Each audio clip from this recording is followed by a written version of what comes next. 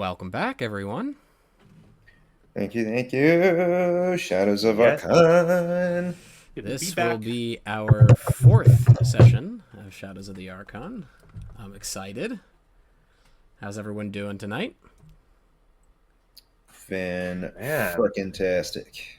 Like, so curious. I'm feeling like Eugene right now. Like, what is behind this door? Right? What are we about to walk into? That's the road back to the farm. Yeah. I still have the Everest floating above the citadel or warehouse or whatever we want to call this building. Yeah, and for the moment, you're still within range, so she can still contact you telepathically. But we'll see how long that lasts. These stairs do go downwards, but let me do a quick recap so we know where we are.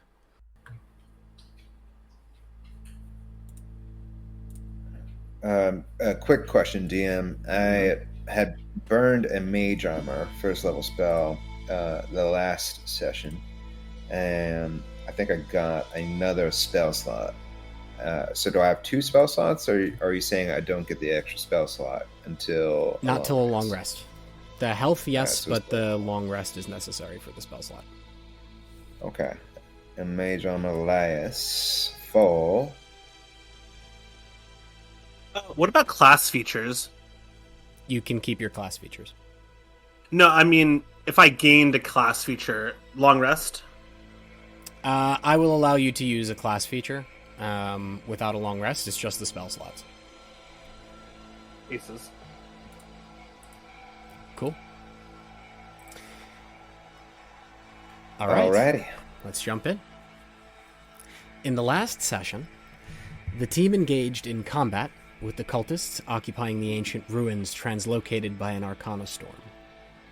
Arid managed to slay their leader, but not before the leader took Melchizedek's mind, forcing him to kill Mikhael, or at least knock him unconscious.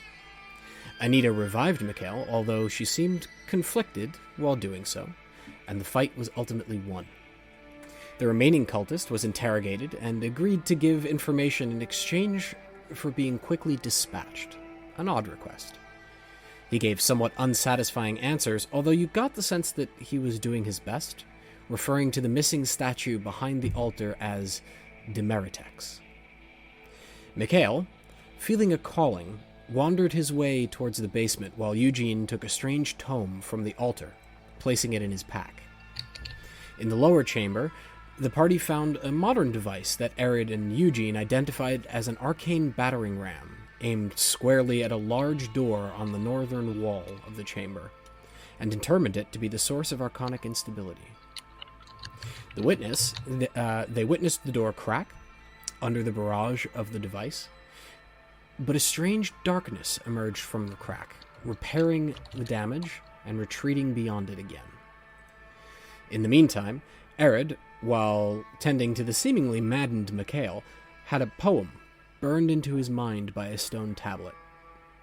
Solving the ancient puzzle, the team managed to open the stone doors. Beyond, they were greeted by a descending stairway, hewn into solid rock, and an inky blackness that can only be described as unnatural. And that's where we'll pick up. What would you like to do? Air staring into the darkness, feeling like I might be staring back at him. Turns over to Mikhael. Oh man, you ever seen anything like this before? And actually, Air would like to think back to his training and see if he knows anything about it as well. If it's magical in nature, for example. Roll an Arcana check for me.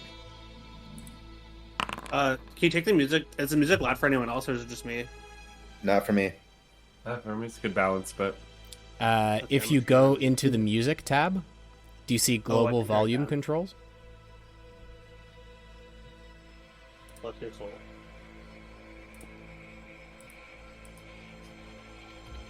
There we go. So you can reduce the volume. What was your roll, Arid? I rolled a 19. A 19. You're not familiar with any phenomenon like this, not one that would have been talked about, and certainly not something you've ever seen before. You are familiar with the idea that spellcasting is about balance. Use of arcana can generate undesirable effects, which you know as arcanic instability, something that you were here to trace. You're not sure if that's what this is, but it would be a pretty solid idea. Well, it seems related to this storm if I had to wager, old man, but you're the expert. What are your wagers beyond? Mikhael was in a fit the last time when the door was opened. He was pretending to grab her, and not pretending, it was acting as if he were harvesting and bundling crops and taking them, and was further excited by the door opening. Mikhael is standing with his arms outstretched in front of him as if he's holding a large bundle. Damn it, get it together, old man. What?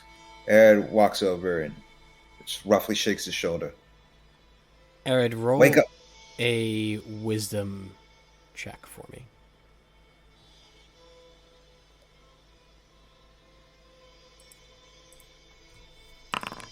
$14. For a split second, you can see bundled wheat and barley in Mikhael's arms. It's just for a split second out of your peripheral, and it's gone again, and his arms are empty. The hells? What you on about? Connor, what's got no hold of you? Come on. Grab the harvest. It's time to bring it down the hill. Do you remember what we used to call this thing when we were younger? He's just looking out into the darkness. Ed has this His very neck comes up behind. confused look on Connor? his face. Who is Connor? Robert. Wait, what do you mean who's Connor? Robert, you've served our family for several generations now. Since my father's time. What do you mean? Guys, I think he's a little out of it. I don't think you should expect a sensible answer from him right now. Something is clearly amiss with Mikhael, but Jance, I swear I saw something in his hands for just a second. Something behind this door unnatural. has taken his mind. Mikhael, you absolutely feel the pull. Boys, come on! We got to get inside before it's dark. And Mikhael takes a step forward into the room. As he does so, anyone watching, you see this shadowy darkness just recede and part and drift into the walls. And the tunnel before you is open. Is it lit? No. My dark vision also doesn't penetrate anything. It does, as long as this unnatural darkness is not present. You can see using dark vision right now that it's retreated. Some sort of magical darkness. Amazing. Mikhael doesn't have dark vision. He's a very human. But I'm imagining him walking down a hill at dusk. Do I need to roll any sort of dexterity saving throws or anything like that as I descend further? Nope. Using touch from your feet, you can tell where the stairs are, and there's light behind you from the setting sun and the rising moon from the puzzle you solved just a few moments ago. Oh man, let me go first. You just tell me where you want to go. Mikhael is just marching forward. You'd have to get in front of him. Aaron moves to get in front of him. Okay. Eugene, the device. Oh, let me check it. I'll take out the fluxometer. Is it still pulsing? Like it was when the battering ram was going? The pulsing is still, is it... previously, I think you said a 60-degree angle. Is it higher as we get approach this? It stays at tunnel? roughly 60 degrees. Same readings as before, but no pulsing since the battery grab is gone. Mikhael looks at Eugene. Finn, put down your toys. If you want to curry favor with me and my daughter, the only way you'll be getting me appraisal is by your hard work. Pick up a bundle and put that down. Okay. Eugene will put it away and kind of pretend to carry something. Roll a wisdom check for me. Sure. I would love to do that. Just gotta remember where it is. There it is.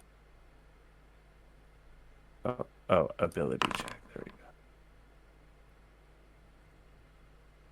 What was it?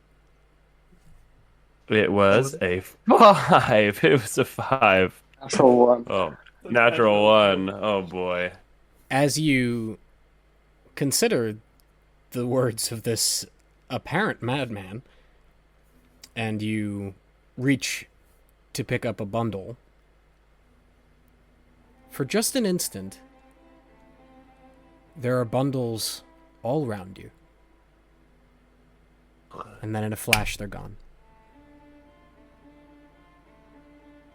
Aaron, I saw it too. I saw it too. What did you see? Something unnatural.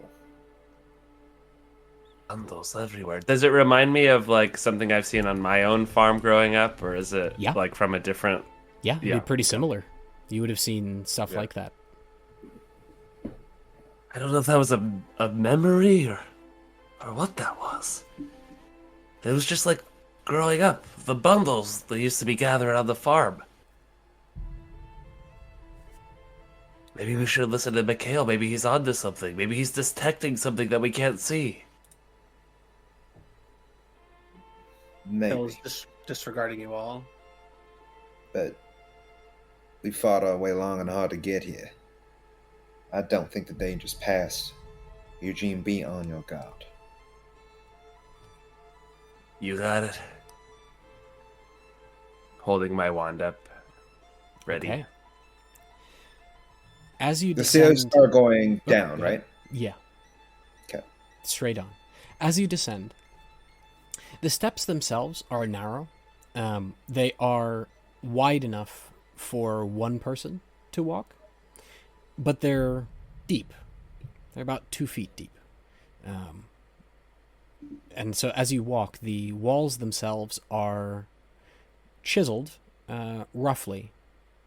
But about halfway down, the walls themselves change. The stone itself takes on a different texture. It's a different color, maybe? No, it looks the same color. A movement? No. The walls can't move. There's just something about them that's a little bit different. Is it damp, dusty, or cold? It gets colder as you descend. Interestingly, there's no dust here. You can't tell if anyone's been here, or if you can't see footprints or anything of the like. Everything seems to be very well kept and in perfect order. But it's cold as you descend, and it is dark. The light behind you has disappeared. And it doesn't smell of mold. It almost smells like a winter day when the ground's covered in snow. Has a sort of freshness to it.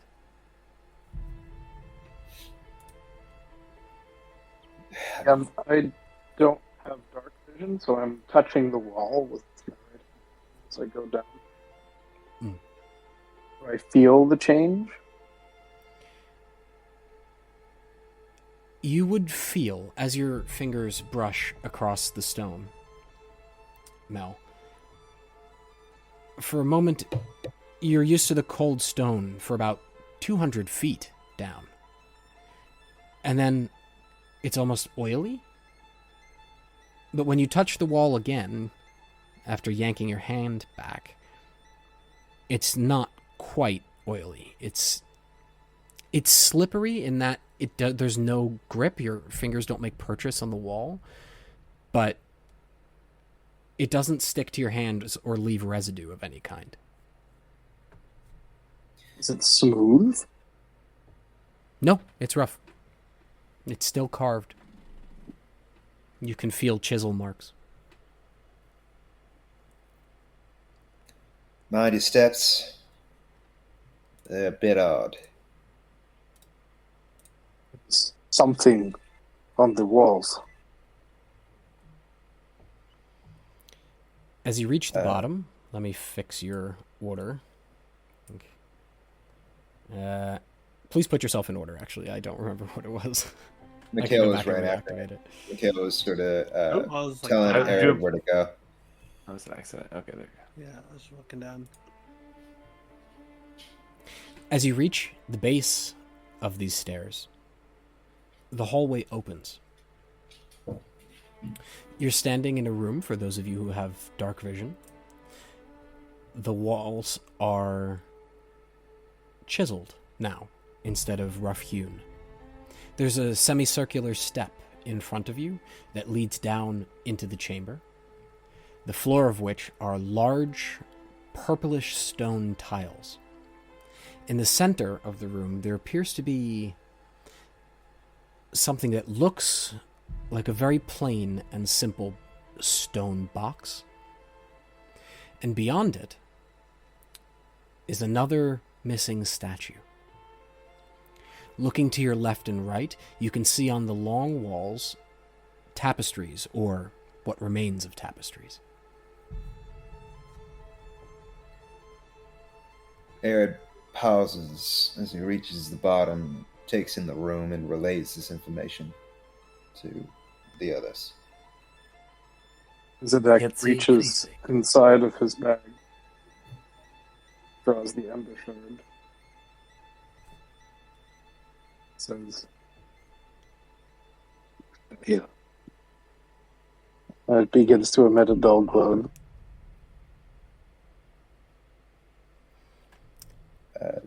DM Eric's going to take a moment to look for any levers or similar markings for some kind of activation. Roll Similar a perception to check. Similar to what? happened Sorry.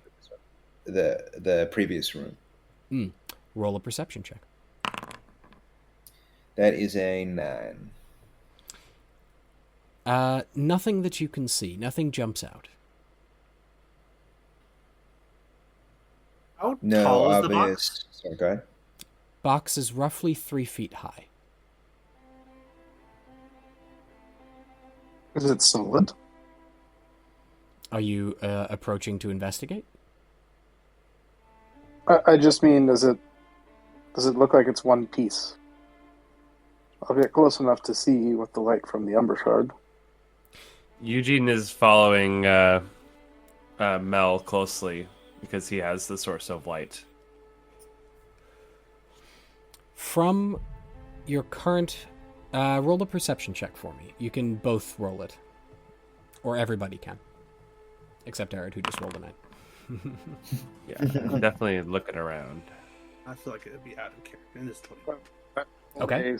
7 plus 3 for 10. Thank you. I got a 21. That's investigation. Are you getting close enough to the box to investigate it? You can keep the 14. All right, That's fine. Okay. Or reroll it. Perception would be a total of 18 Okay, if I use that modifier. Yeah. cool. Mel, the box looks relatively solid. There's, unlike the walls, there are no chisel marks. It appears to be smooth. Eugene, however, you notice that there's a small lip at the top, and it looks as if it could be lifted away. The box isn't solid. We could open the top. But hold on. What's on these tapestries? Mel, come here. I want to take a look. Okay. The tapestry you stand before is in tatters. You can't quite make out anything useful from this particular tapestry, but roll an investigation check for me. Now investigation. Some of us? Yeah, you can both roll it. 23. Eugene. 11. Well, Melchizedek, you see what looks like colors and swirls, and it looks like chaos. It doesn't really make a huge amount of sense to you. Eugene, you notice that there's writing. It's not intelligible, but it looks as if it's similar to the book that you picked up, meaning you can't understand it. And it just looks like single characters here and there before the tapestry falls away in shreds.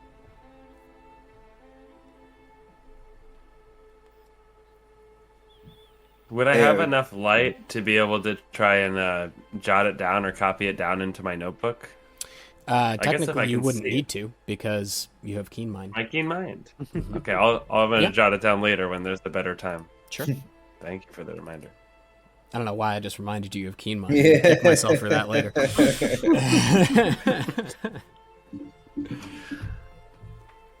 I'm like writing it there's down. another altar there. Eugene, what was the name of that fella again? On the other altar? Oh, yeah. You talk about Demeritrex? Demeritex? I got a bad feeling about all this. And he casts an eye over Mikhael, trying to keep an eye on the apparent madman. You do Apparently notice... he's just... Oh, go ahead. Oh, go ahead. No, No, please. no, please. I was just going to say, you do notice Mikhael just kind of standing, softly swaying, a bit out of it still, looking past what might otherwise be seen before him. With that investigation check, you would notice, however, that the other tapestry, by the way, is in better shape, if you'd like to look at that as well. I would definitely. Mel, come on, come here. I'm kind of like dragging Mel by the arm, like, just, come on, let's go over here. I You want to see snatch this the one. ember stone out of his hand. Gives the box a wide berth. Okay. Mind your step around here. We don't know anything about this place. We're trapped. This tapestry is in far better shape. The edges are a little ratty. It seems to have weathered slightly, but the colors are still vibrant and vivid. It depicts what looks to be a man, although you can't see the face, wearing white plate mail from head to foot. And from beyond the hair, dark black hair pours in a stream behind him. He's wearing what looks to be a metal gauntlet on his left hand, which is of black metal, and he is extending it towards a swirl of inky darkness.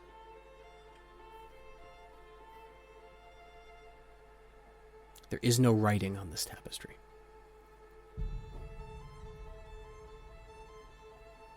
Maybe that's him. Maybe that's Demeritex. Well, I don't really care who he is. There's nothing else down here except this box. Mikhail's... A device. You're still out of it. I'll get out the device. Take a look. Anything different? The device sputters for a second.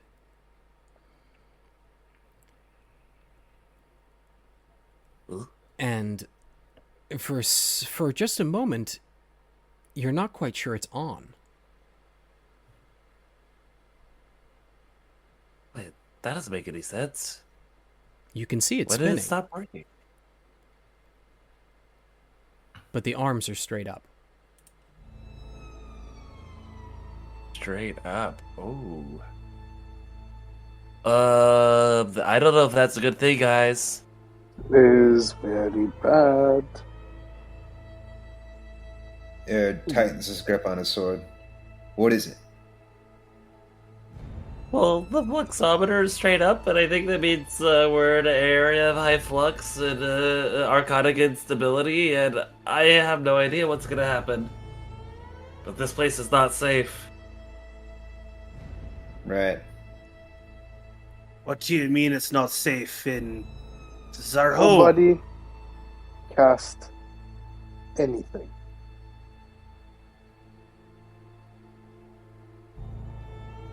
Mikhael, your focus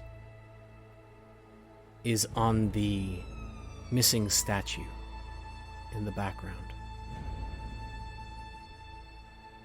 Behind where it would be is a depiction of the night sky. And yet, as you look at it, the stars almost form a line, pointing towards the box.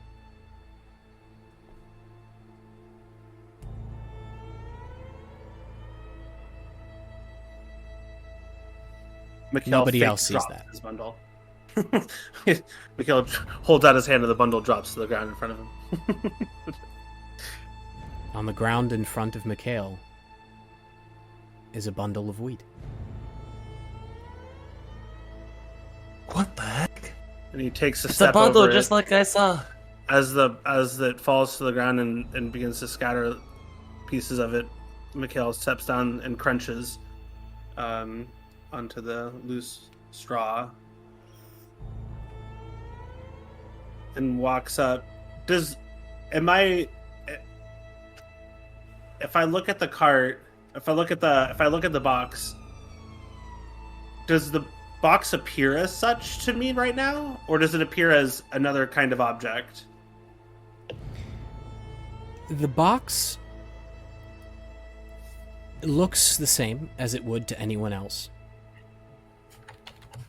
But you know what this is. It's a sarcophagus. It's as clear as day to you.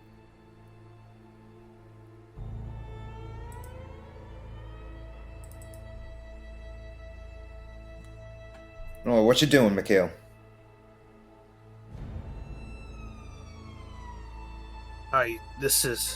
Do I get a what kind of sense do I get? Do I get like can I roll a perception check and get like an intuitive sense of like what?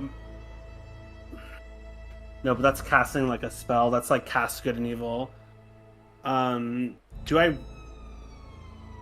feel compelled to open the box by any means? No, you are not under any compulsion to do so. It's as if a friend sort of suggested it to you, but you're not compelled to. And oddly, while the device, the arms are straight up and down, Mikhael, you're used to feeling a certain sense of anxiety around high levels of flux. You feel very calm here. I see.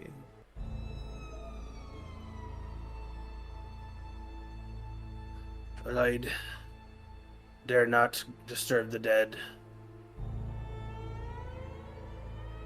Yeah, let's Which get I the hell do. out of here. Mikhael, did you find what you want to find? Are you back to normal yet? What is normal?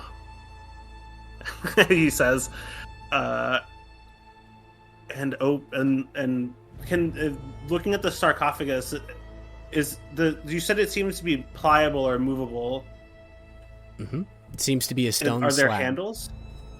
There are two like little carvings in the bottom portion of the sarcophagus where you could put your hand in and lift up.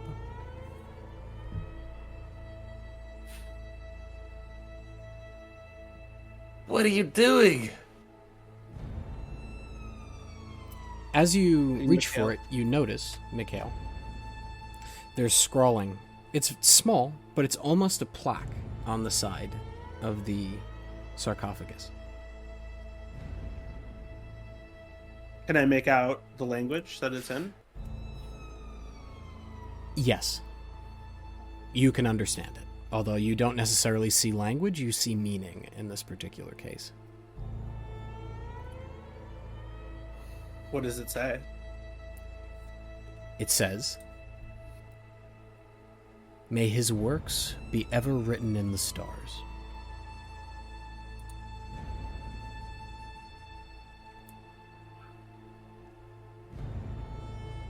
Is this familiar to me? Have I heard this before? Have I heard that phrase before? Like, ever written in the stars? No. No, that would not be familiar to you.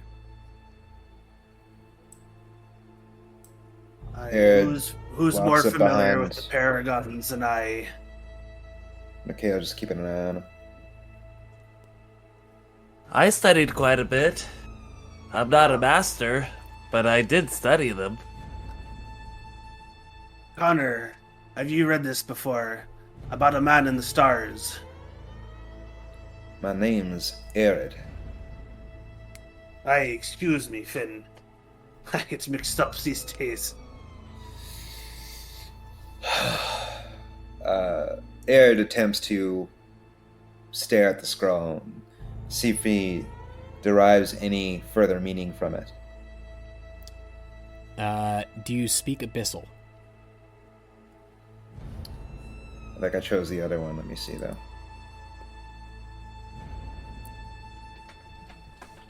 Infernal. No. Okay. You would recognize that it is writing and that it is language, but its meaning would escape you. Can't make heads or tails of it, old man. Old man. Mikhail's hands are sort of in the slots and also like brushing, when he reads, he takes his fingers and he sort of traces the words as he reads them to help him focus on the words. And as he hears old man, and he takes his hand from the slots, sort of ball and makes fists in his hands and notices the veins in his hands and the pallor nature of his skin, the sort of paperiness of it. Old man. Yes. That's what I've been calling you now for a bit. You coming too? Mikhail just sort of looks around. Fellas, I think Where is this place? he's waking up. Mikhael, What is I this don't know place? where we are. Somewhere with extremely high flux. It's very dangerous. We need to get out. I honestly don't know why we came down here. Mikhail, now in his right senses, can I make a religion check against that statement, like man in Yes. the stars? Go How do I ahead. do that? Click it. Trying it. Why isn't it working? It's not working. Why isn't it working? Hold on, I'm just gonna roll d20 on the side. I'll click that. Okay. It's a 14 plus 2 is a 16. 16. You haven't read about it, but a name comes to mind for some reason. And the name is Samir. Samir.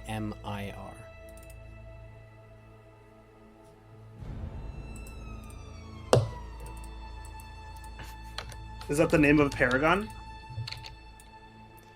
None that you know of.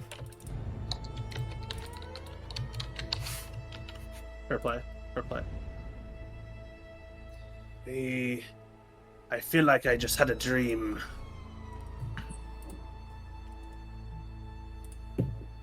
Tell us about your dream.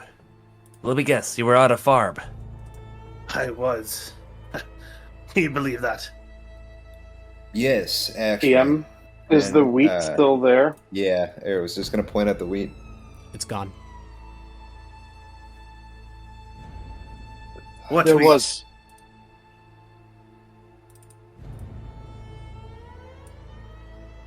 Melchizedek's gonna go over and start searching for it. What are you looking for? There was. Seems we've... Good. Hey, wheat, something. You dropped it. You're not crazy, Melchizedek. I saw it too.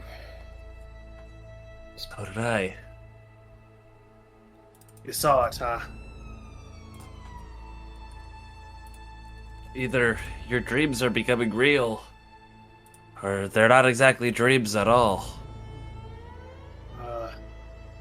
Flux does weird things. Impossible It's things. some sort of an illusion spell, causing organically, affecting all of us? I don't know, is that possible? Look, we came down here to find this old man's mind. We've got it. Let's go. Alright then. Let's get out of here. Okay. Mikhael, Go ahead, Mikhael. okay, Mikhael is going to take one last look over his shoulder at the empty spot where the statue would be. The stars still align, pointing to the coffin.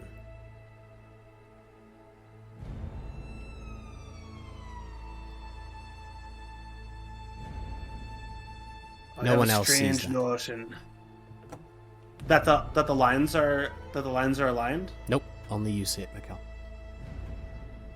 The rest of us see nothing, right? Correct. Over there in the distance, I can't seem to wonder what Listen, that means. fellas. We came here to do a job. I don't reckon it's finished until we see what's in here. Those men and women that we killed, we're trying to find what's in here. We can't just leave it. I don't like it any more than you. Is there any sign of the battering ram? The one which was pulled behind the door? I Take a quick look around. can't see Roll a anything. perception check.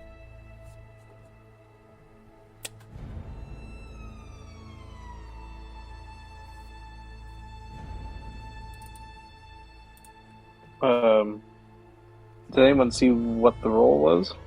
No. Okay. I saw an investigation roll of 11. Pausing that for was- a That was from moment. before. It seems the remote server has crashed. Oh, okay. Well, Gotcha.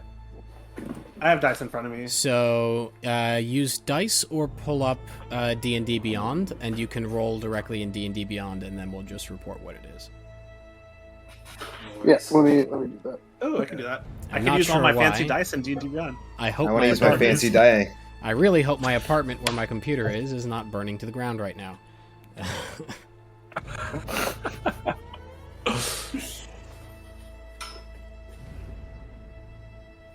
Elections, campaigns, shadow.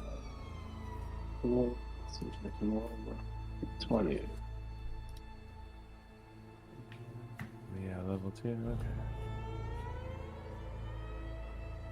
Level 2. Sorry, I'm so apprehensive about opening the sarcophagus. I just don't want to kill everyone. Well, if you don't, Eric's going to. You Well, never have to yeah, apologize to me yeah. for a decision you make. No, I know. We all want to open it, like, as players. but That's you know, why try it's to there. be smart. Yeah. You're gonna find the body of. So we're waiting on Melchizedek to roll a perception, correct? Correct. Oh yeah.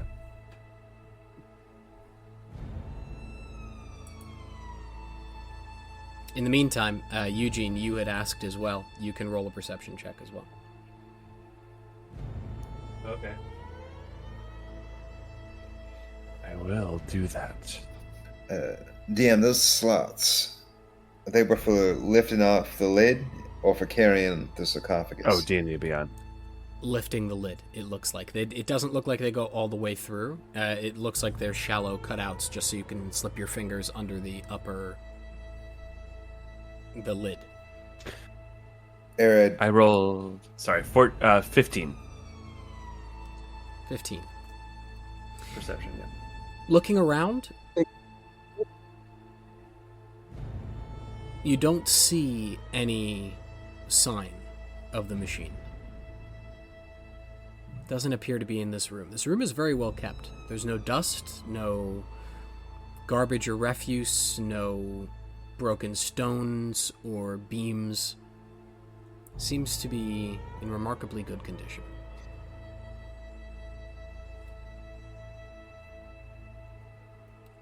Yeah, whatever that thing is, it's gone.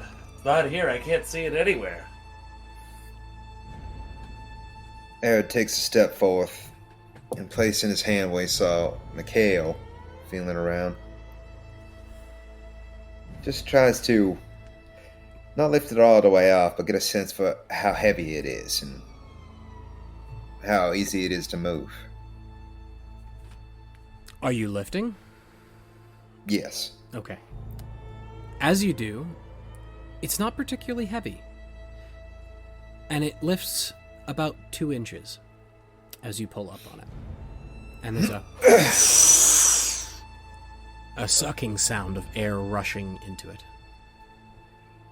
What are you doing? Well, it's not that heavy, actually. We have to find out what's down here. It's what you were paid for. Get your crossbow We were just ready. supposed to get a reading. But what's in there? What do you see? Arid tries to take a peek into the crack while lifting, if possible. You see within what appears to be armor. It looks similar to the armor worn by the man on the tapestry. The gleaming white armor? Yes. Some armor.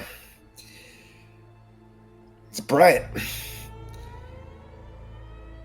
God, alright, let me just... Arid attempts to just move up the lid over. The lid Be slides relatively easily. Are you trying to keep the lid on the sarcophagus or push it off the other side? Trying to push it off the other side.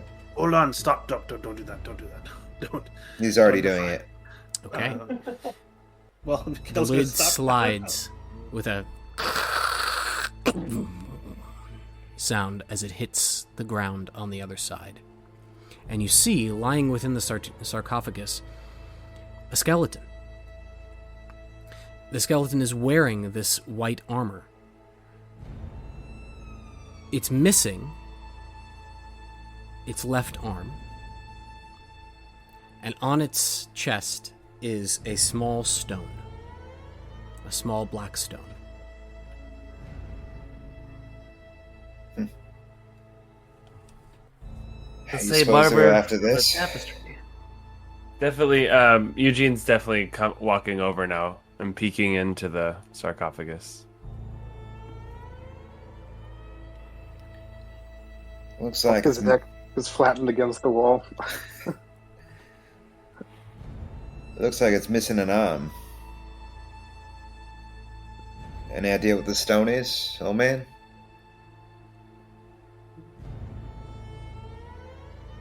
Do I? Should I roll like an Arcana check or something for that? I mean, it just looks like a stone. Looks Unless like a stone. someone's using detect magic.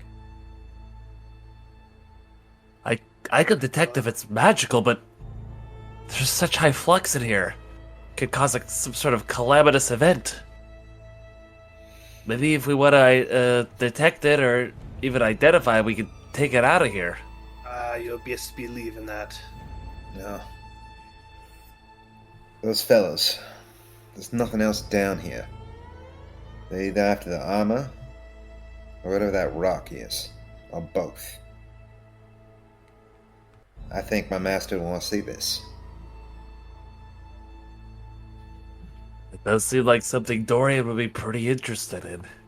And I'd really love to find out the answers of what it is. I mean, it could be the key to this reading on the fluxometer. It could be causing all of this.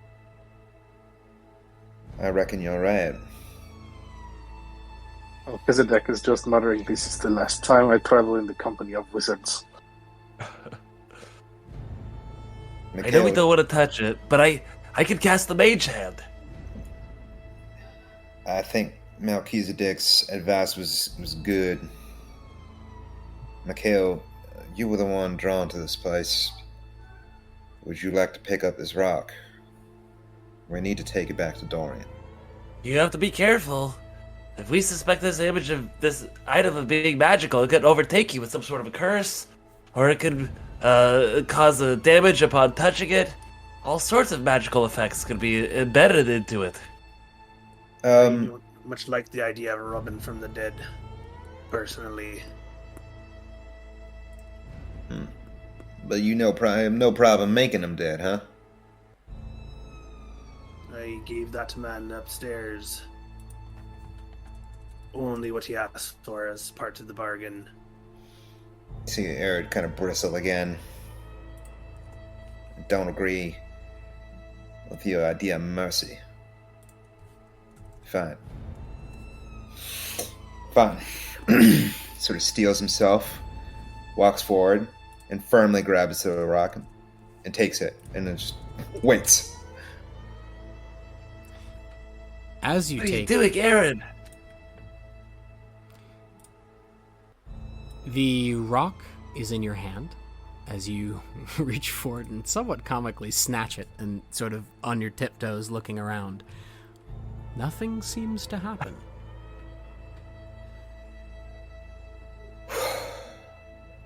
He tries to hide, just a deep breath of relief. As you Insight breathe, check. roll an insight check. Me or Eugene? Oh, I forgot. I keep doing it in whatchamacallit. Yeah, I'll do a real dice for it just because it's for fun anyway. I rolled a 13 plus 4, so 17.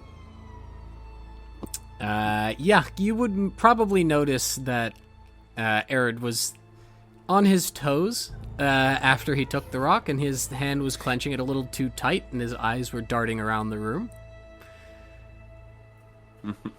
But Right. what he didn't See? notice, because he was looking around the room, you do. There's darkness gathering around, just slowly floating up from the floor and out from the missing statue towards you. Do you guys see that? Uh-oh.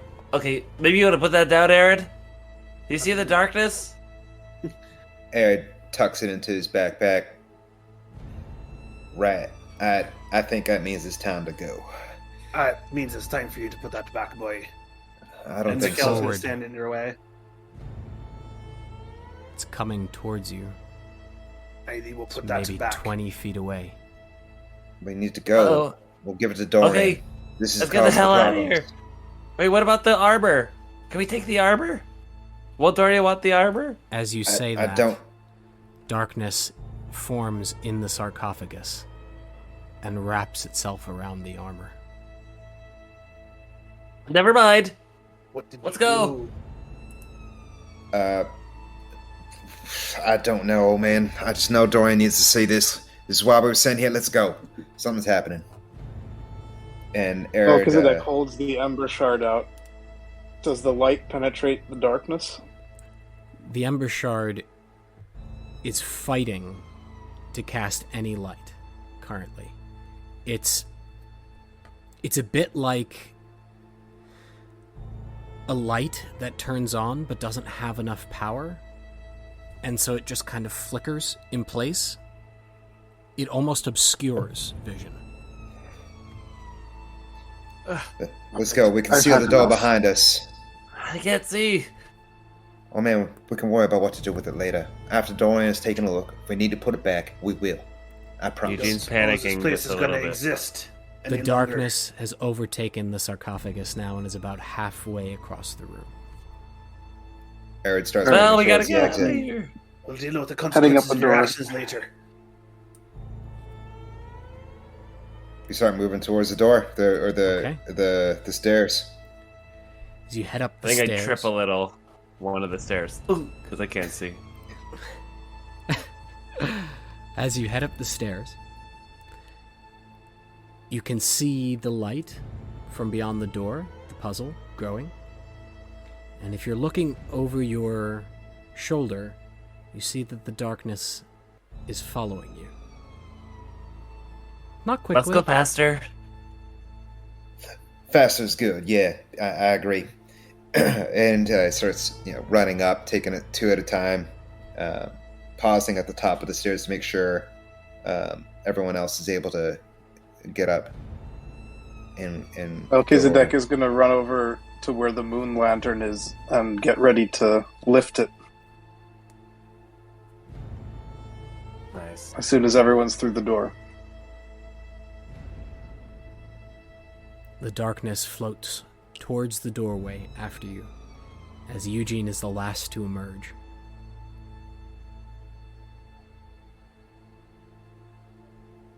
Close the door! Close the door! I'm gonna go over to the sun one and try to take that out of the hole.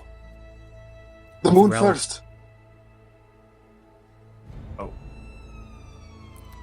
The moon lamp comes free with relative ease, and the pillar sinks down into the small platform. And at the same time, the sun lamp rises. And the door,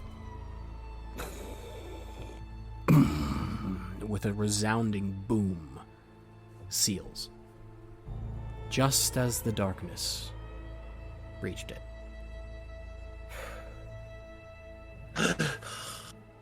Oh my god. That was too Whoa. close. What's that? everyone okay?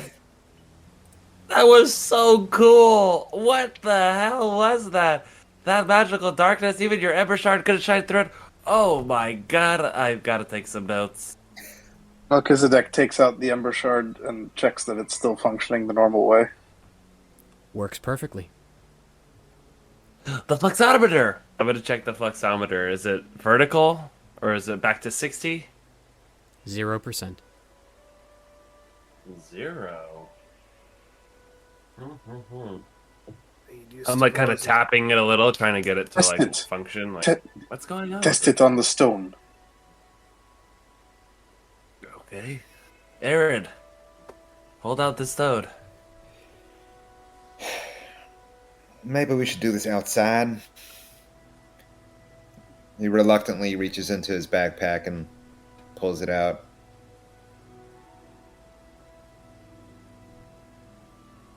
Okay, I'll hold the fluxometer up to it.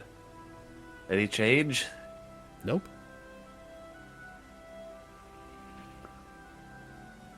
It seems, good? at least, that this arcanic instability has been neutralized. For the time being. I say that. We did it!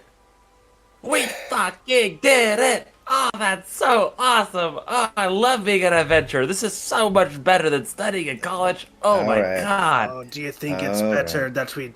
You think that's good that what we did back there? Think about what just happened. We traveled through an ancient portal and into the grave, a well-adorned grave of some sort of hero, and instead of appeasing with it, we stole from its grave, and as its tendrils reached out and tried to swallow us back inside whatever maw was corrupting it, we barely escaped with our lives. I disapprove. Whatever was calling me down there had the impression of an old friend. Well, you didn't say anything when we were down there, aside from let's go. And we didn't come here to explore. We sent here to investigate. Dorian will be able to make something of this, I'm sure. Let us Yeah. hope so. Happy to put it back with you if it truly bothers you.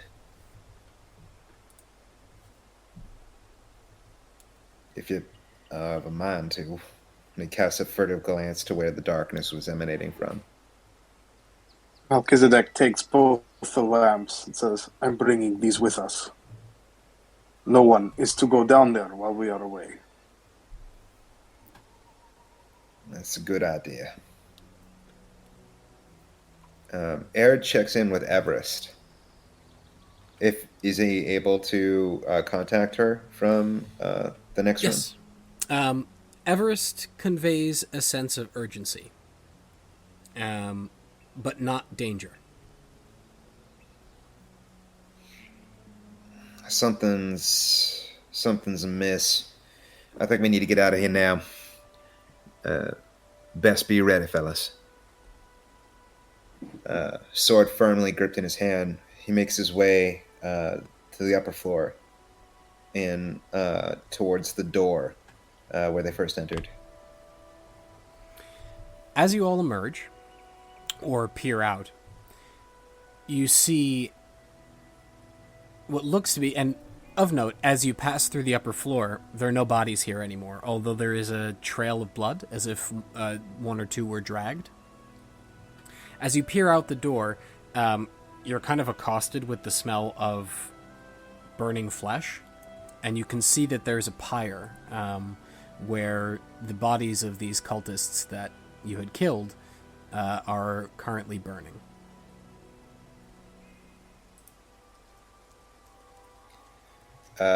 Eric takes a moment to look around for Anita and the rest. Are they anywhere to be seen? No, but there is a dagger implanted in the door through a note. Eric takes a look at the note, leaving the dagger in place. It reads, "No idea if you lot will ever come out of there. But if you do, sorry about the cultist. He cut through the rope and came at Anita with a knife. It's funny, he said thank you as he died. Unusual, that. We're leaving this place. If you wish to find us, we will be in Sanguim for a time before returning to Velitria. Come see us, and we'll drink around to a fight well fought. Oh, and we left the lockets and masks the way your crazy companion wanted." And it's signed M.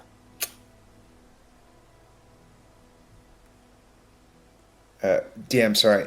Player has forgotten the name of the leader. Mikos. Can you remember real quick? Mikos. Mikos left us a little calling card, it seems. He and his friends, they did this. It stinks. Oh, ew. When Do you think perhaps they're undead? I heard that's the way that you get rid of undead. You're supposed to burn them, is that right? It's Roll true. a Well, history check. Since this is your first time adventuring, you may have read something about this, but you not necessarily would have seen it. Sure. I'll do a real d20. Let's do it.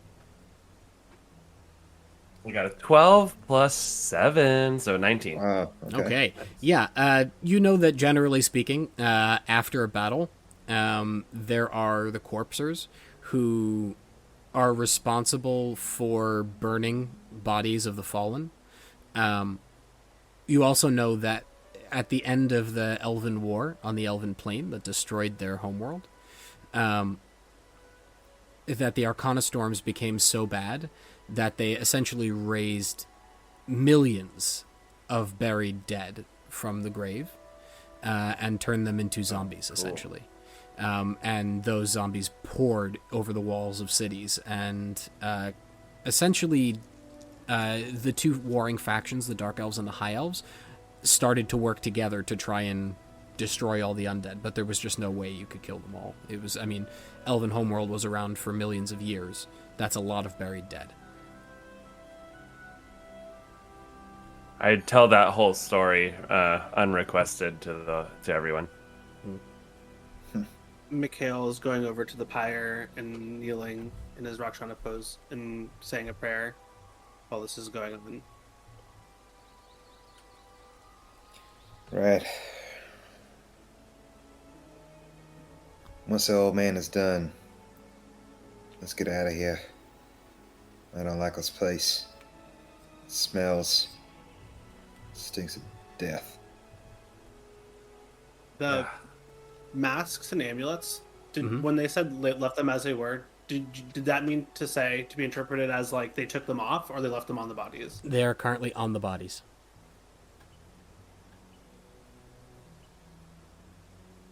Although, you might notice that their purses are gone.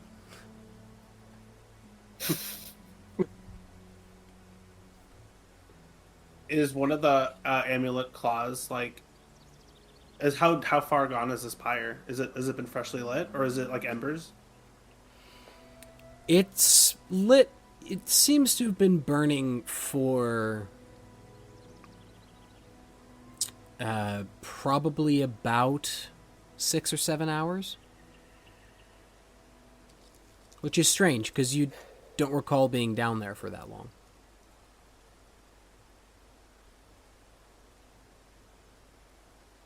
Strange. How high is the sun? It's the morning. It's about 10 a.m. Does that match my keen mind for the amount of time we've been down there? Not at all. Is there some unnatural move? Not at all. Interesting. When you went down, Wait you a got there in minute. the afternoon. You would have expected to be evening. How long were we down there? I don't know. It's strange. It didn't seem all that long. 30 minutes most. I hold up the 2 lanterns that are still in my hands and say, I wonder if that thing was more than a riddle. Maybe. I'm glad you grabbed him. Dorian may Wizards, be able roll to an Arcana make check. sense of it.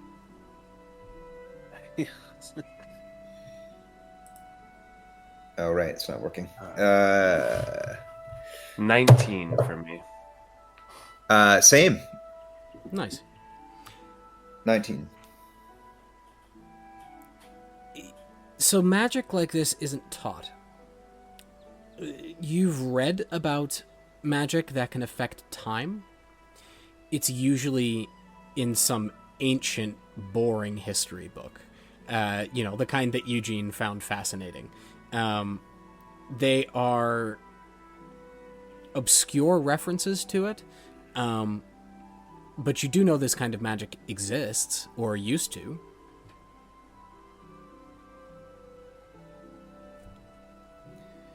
No way.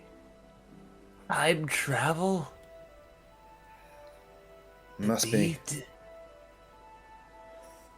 This is amazing. We could go to the college and get faculty jobs just by relaying what we've learned and donating these lamps. Not that I want to do that. But I'm just saying, this is something that people don't know about. This is special. We're going to Dorian. No college. This is greatly concerning. We kept wondering where we were, but not when. Erd calls down Everest to his arm, and he wants to ask her how long she thought they were down there, but I'm not sure the level of communication he can have with her. Let's see. So, That is a bird measure time.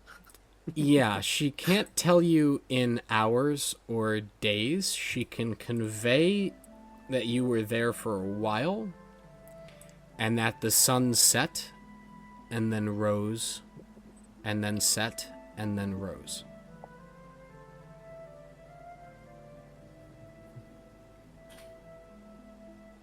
We've been down there over a day.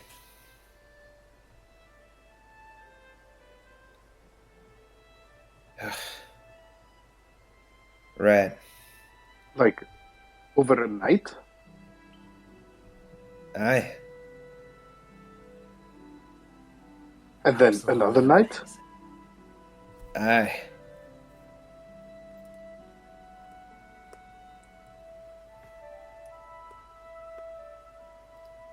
Matches, by my calculation. Well, I don't know about you all, but I've had just about enough of this place. Oh man, are you done praying? I'd like to get moving. Mikhael does, in fact, stand up, but he pulls his rapier and sticks it into the pyre where he can see a loose chain in an attempt to pull it. I'm assuming the fire wasn't hot enough to melt metal. No. No, it was not.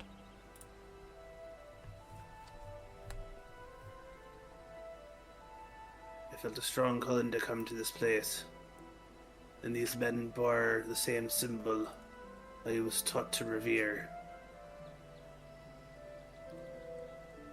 Why did they call me a betrayer? And of the downstairs, the statues that were missing.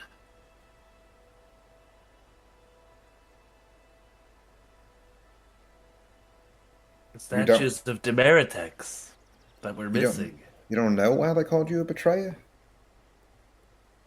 I know I were hoping that the calling I felt to this place, a mysterious building, fortress of sorts, appearing out of nowhere. It's something I've been searching for a long time, but I get a deep sense of dissatisfaction with what I've learned here. You have no idea who that guy was? No, never heard of him before. Not Did many you of say us his around. name? Was it? Well, I don't know if you said it or I He just didn't. wrote it I don't down. think he said it. I wrote it down too. Yeah. He didn't say it. You're talking about Samir. Amir?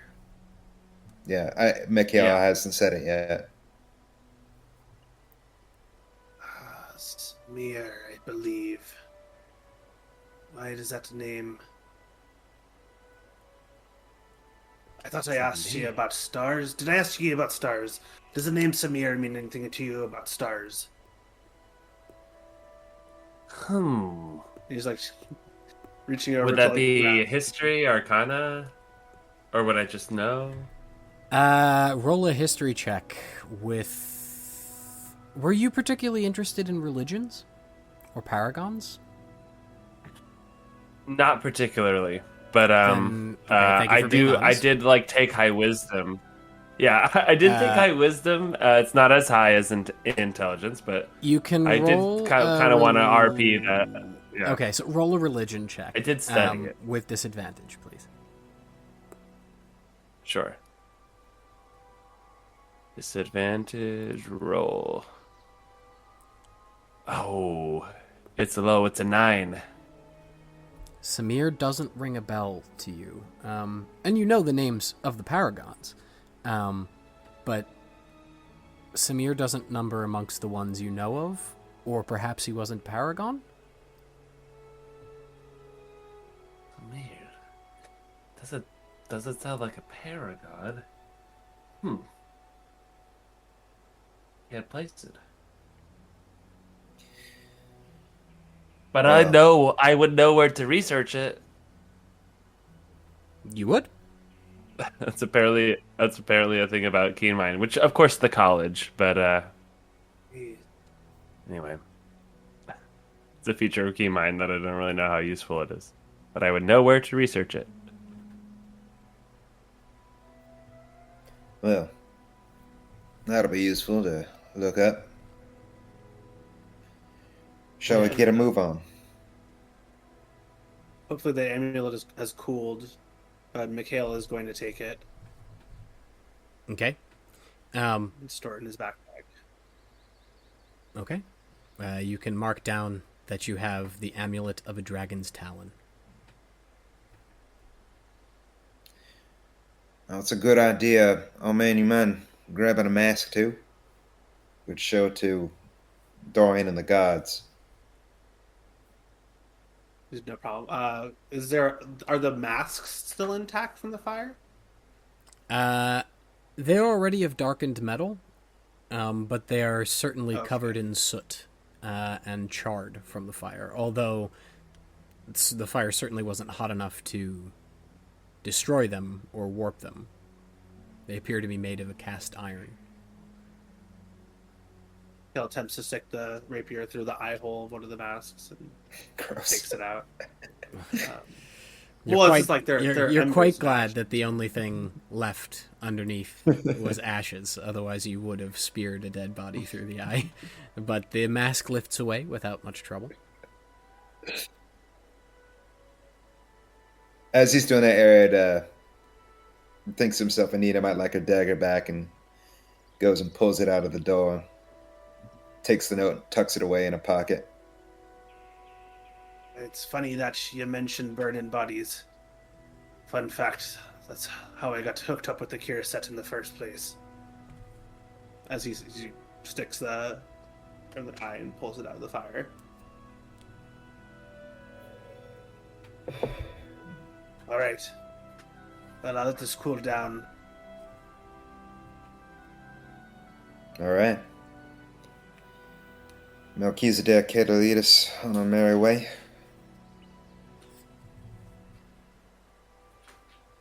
Honestly, I can't wait to be out of here.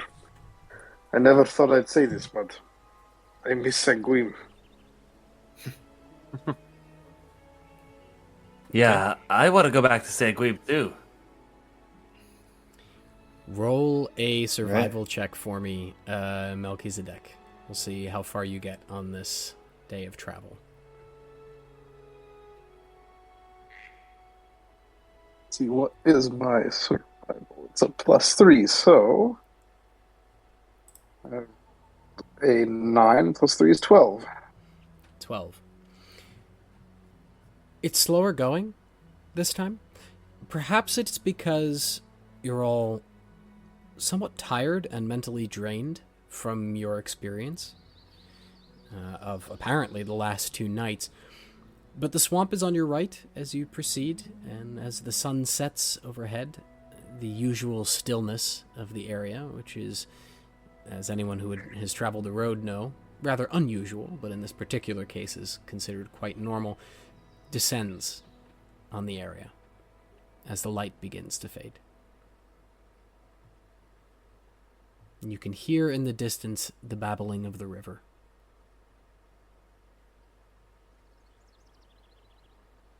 I suppose we should camp on this side tonight. It's fine by me. Era checks in with Everest, just seeing if she notices anything in the immediate vicinity. that might be a concern or danger to the party? Roll a perception check for her with advantage, please.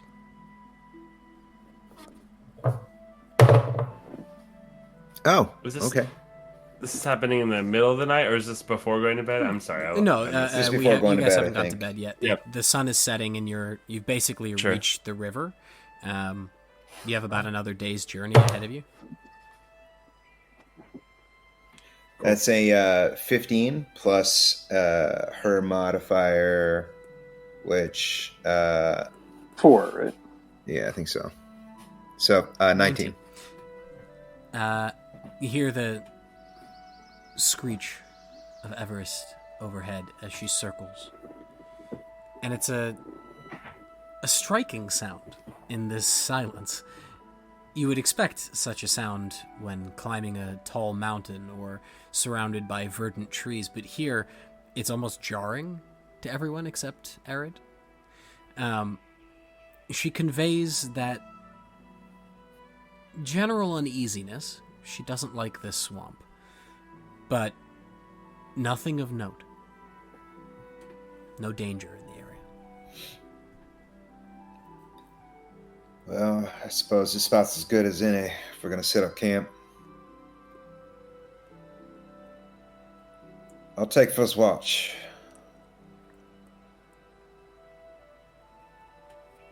I see Okay. you to offer. Set up the Ember Shard. It bursts to light. Is night fallen? Not quite yet. It's dusk. The sun is just setting. Eugene is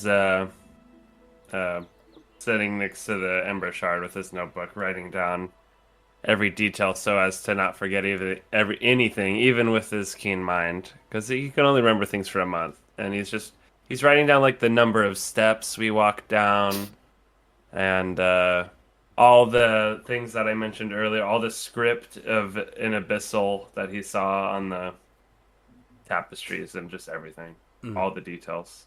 Okay. Good to know. How far away did we Go camp ahead. from the water? Like the stream, you said that there's like a river That's up to you. that's passing through. Do you camp on it or back away from it? You're probably going to want to stay relatively close to the shores of the Red Lake because there's a lip and then it falls into marshland, which is not a particularly comfortable way to camp. I know, I've tried. Melchizedek, when you said over here, did you imagine it like near the water or away from the water? Probably like 300 feet back. Not too far out of the tree line, if there is one. Mikhael would like to, at some point before going to bed, walk over to the water and wash off the mask and amulet in the water of the river, if it's like accessible in that way. Yeah, the Red Lake is there for your use. It's the deep reds and golds of the sun as it sets behind the twisted crags. Cover the lake in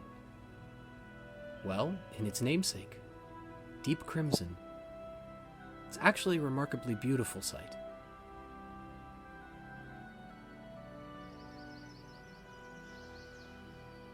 Arid, as he gets ready to take first watch, is sitting down and pulls the polishing stone out of his backpack and sharpening stone, starts sharpening his sword. Okay. Watching Mikhael head over to the lake and then back.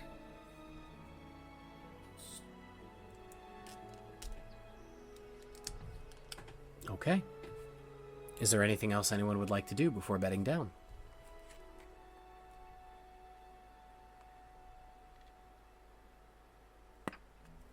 I will take out my quiver of bolts, arrange them one by one, count them, check that the one I recovered is serviceable. It seems to have been a relatively straight shot, so the damage to the bolt, if any, is not visible.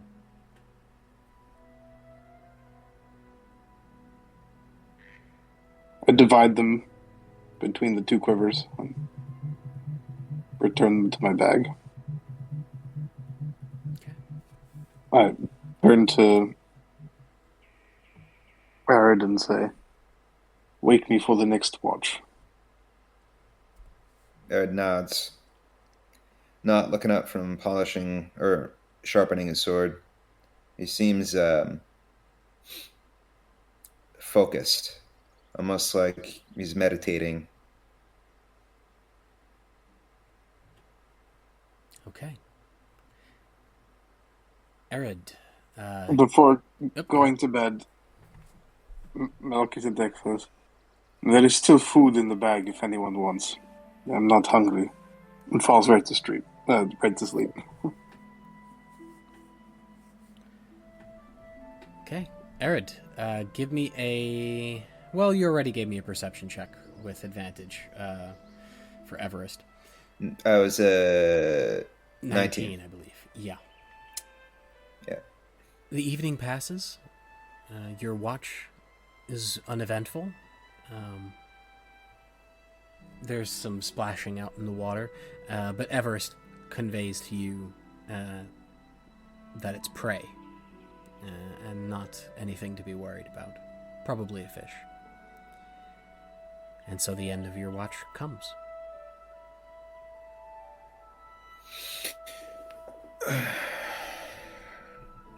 He gets up from sharpening his sword, sheathes it in the sheath he has strung across his back, walks over and gently nudges Melchizedek awake. Your turn, Melchizedek. Just a moment. Right. Didn't see much Sleep well. anything. Just some fish in a lake. Then he pulls out his own bedroll and lays down to rest. Okay. Mel, give me a perception check. All right. What is my perception? It's 3. Okay.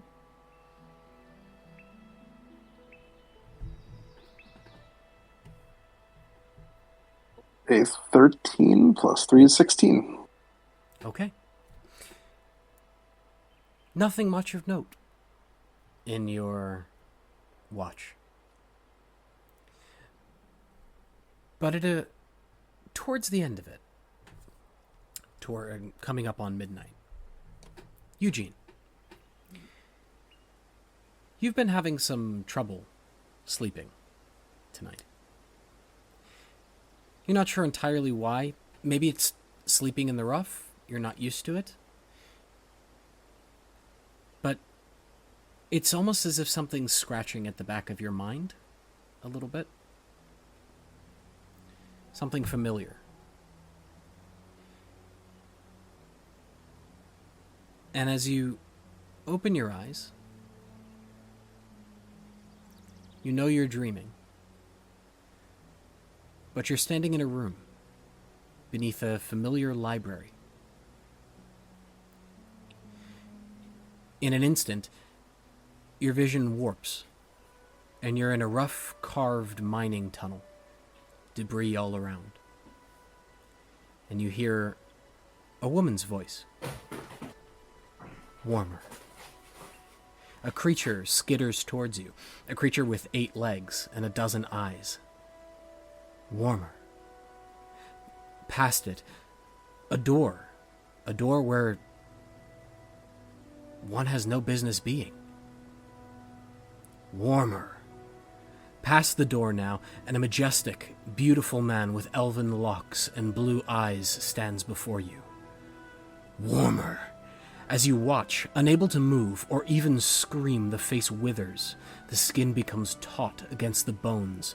The hair vanishes and turns to wisps, which cling to the man's skull until nothing is left but the face of a mummy.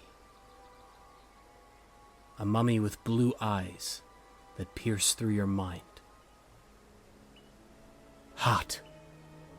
You awake. You're in your tent. You're covered in sweat.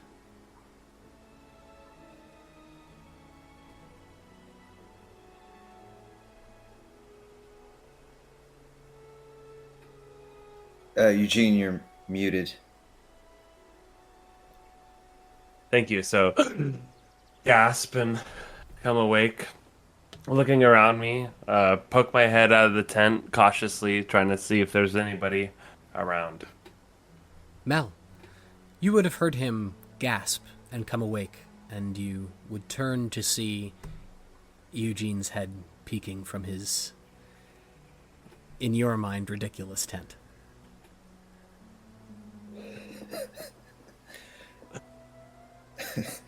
Is it like a single person pop up? Basically, yes.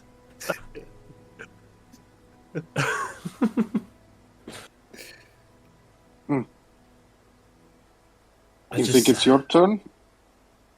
Huh? Oh, am I gonna take a watch? Yeah. Oh, yes. That's why I got up. Just, yeah, coming. Roll an insight check, Mel. And kind of shake it off.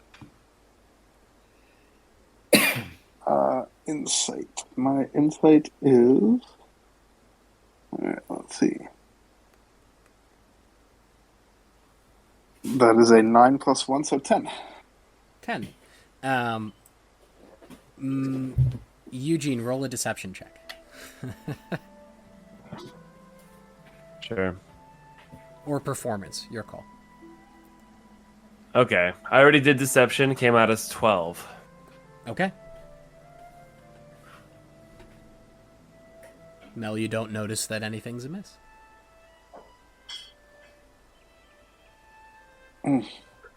Wake me if there is anything unusual before you run off to investigate. I tap him on the shoulder and go back to my bedroll.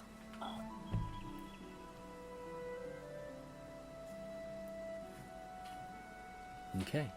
What was that? Eugene, your watch is somewhat difficult for you. You can't help but feel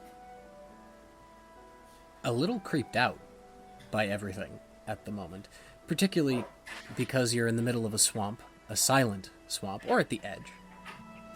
But you're in the wilderness, and that dream, although you knew it was a dream at the time, felt very real.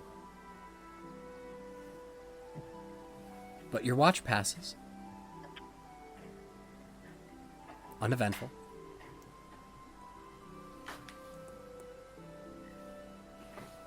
I feel like I've just been like recalling all of the images just constantly in a loop in my mind. Mm-hmm. Trying to like decipher any meaning that I can. I don't know, could I do a wisdom or something to... I mean, I don't need to, but anyway. I'm just trying to What do you want to decipher? any meaning that I can. What the... I don't know, any deeper meaning or connections to my past. I don't know if we can do this in front of the party or whatever, but just like, what might it mean? What might I have been looking at or seeing? Yeah. The voice. Do I need to whisper you? No. Got it. You recognize the voice. I think I get what you got. Beyond that, it doesn't hold much meaning to you, but you imagine places like this must exist throughout Somnia.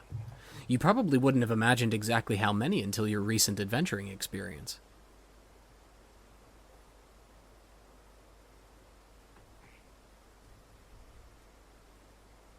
Cool. Nonetheless, your watch passes. Yeah, so I spend my watch just... Yep, there you go.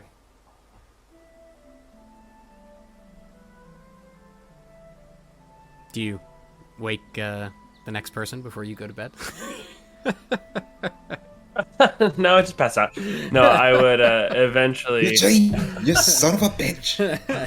And that's how we maybe TPK. take a little longer. Yeah. Yeah. And the Death Knight catches up to us.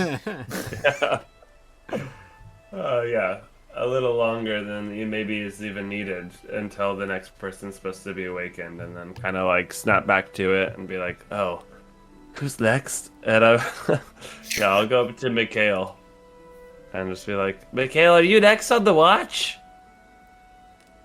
Mikhail sleeps. He takes very long, deep breaths, but they're very like, and it's almost imperceptible that he's moving at times. Like he'll hold the breath and then like release it after a time. So you would walk up to him and he's sort of just laying still as a board, and he finally exhales, and he opens his eyes and whispers, "I'm standing right here, boy. I'm laying right here, boy. You don't have to yell at me." Oh, sorry, I just got lost track of whose turn it was. Well, everything seems clear so far. I'm gonna go lay down. All right, return to your quarters. Mikhail, I'm assuming the ember fire is still in the fire pit. Yep. Of grabs his bag and takes a seat at the fire. And looks about. Actually, he would like to. Can I? In the time of my watch, Mm-hmm. thinking back to the starry formation on the wall, it appeared to me as like the starry night sky. But was it similar to the darkness that overtook the room? So you're familiar with the void and an understanding of it and of your paragon. And you know that she is often represented as a blank canvas or an obviously missing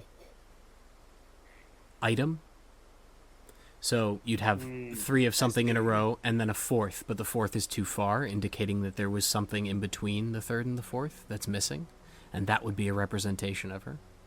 And you also know that she's frequently represented for those who require something to look at for an understanding as the night sky.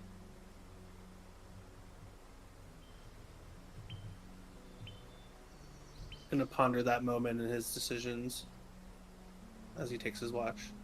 As you do, the night sky wheels overhead, the constellations repose for the day, as you see that border rising in the east over the Deusab crags.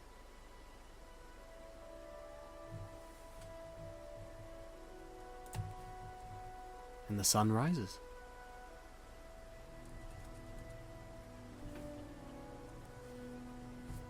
As it does, once it's over the sky, Mikhail starts praying loudly. Doing his morning prayers. Arid awakes. Wipes some sweat off his brow.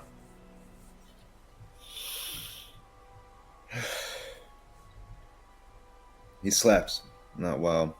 He gets up, bags under his eyes, goes and sits next to Mikhael. Joining me for my prayers.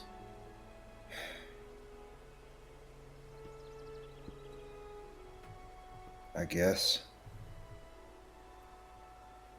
How many men have you killed? Oh, me, not many. Prefer to be a healer. I try only to kill what shouldn't be alive in the first place, I suppose.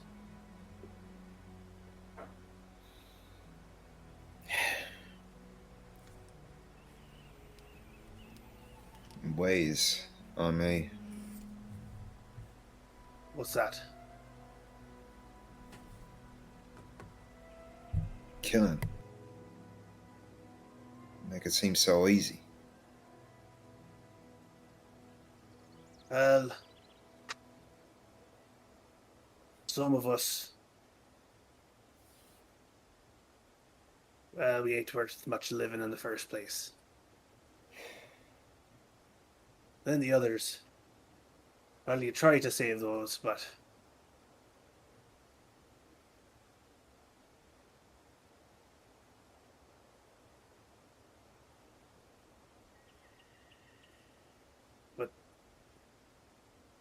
for the lucky few, the ones who are given this power to overcome, we do bear responsibility,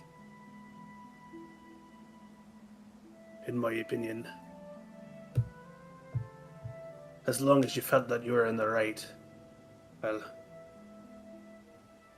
that's all I can say, boy. I just keep seeing his face wither into nothing. I did that. You all die. Some of us sooner than later. And when we do, well, I'm not so certain that that's the end, you know.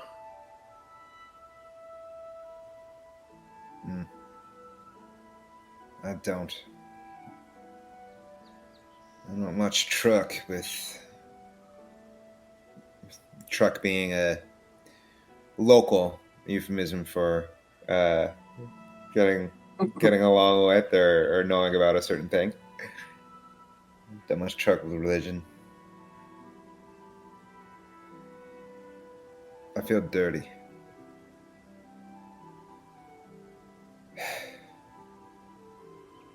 Best like the others. The best you can do is to try to make it right in whatever way you can, if you feel guilty about it, boy. I've learned that the best feeling is the feeling of letting go of your grudges. And he says that. Gives a little squint in his eyes as he does. Returns back to the vocalizations of his prayer. Letting go of grudges, huh? I don't know. That's something I can do. And he walks off and goes to first nudge Melchizedek awake, and then open the flap to see if Eugene's awake yet. Upon the flap opening, I feel like he would startle awake. What? What? Just me. Just easy. Do not firebolt me. Yeah, he did kind of point his wand at you, but didn't do anything. Oh, sorry. Did I sleep in again? What time is it? Actually, I would know what time it is. Sorry, never mind. Yeah. Did I sleep in again? Oh, no, I didn't. Damn it. Yes, it is very early in the morning. The sun has just risen. It's probably about 6:30 a.m. No, in fact, it's exactly 6:33. Mr. Keen Mind. Thank you. And how many hours of Overhearing sleep did I get? You have all achieved No, a it would long be rest. 8, right? It's an 8, so whatever. However that math works, that's fine. You've all achieved a long okay. rest. Got it. Sorry, I'm coming. Give me a second. Sort of gathering myself up, shaking off the cobwebs, and come out of my tent.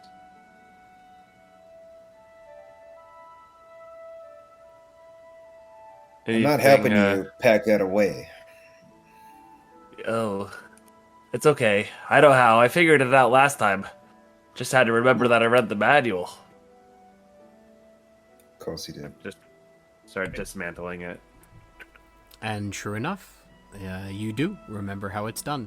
And this time it happens with relative ease. You remember to remove the tent poles before trying to roll the tent this time.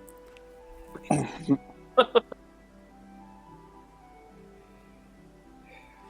sleep okay, Melchizedek? Well enough. Good. I'm used to the outdoors. I mean, not so much. I miss my bed.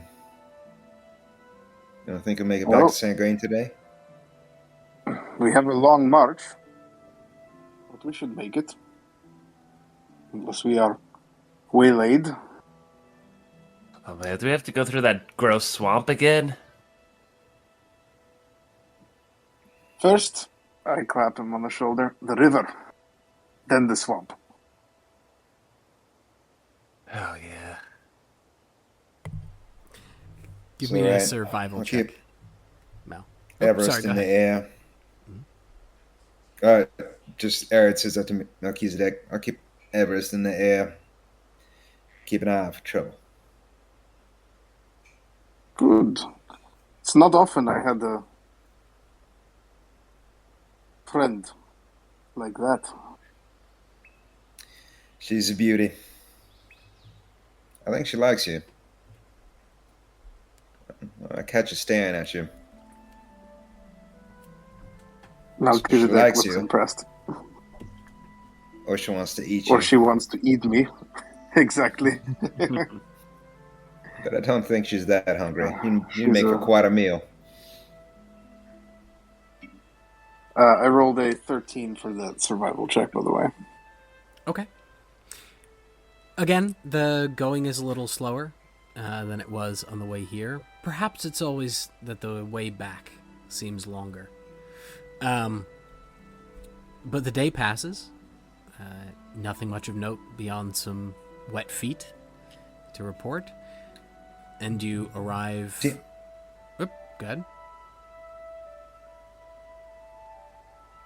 You can see the walls of Sanguine hove into view.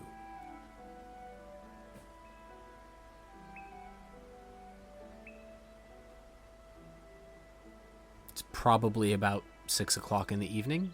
It's a little into golden hour currently.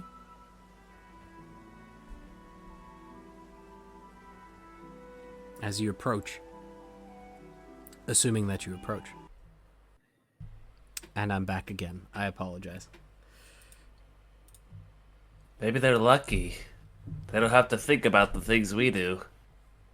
You know, sometimes I feel like intelligence, it's a blessing and a curse.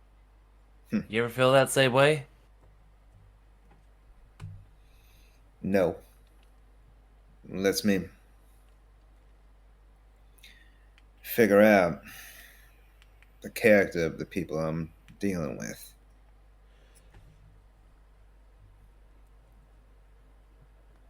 Animals are simple. People are complex.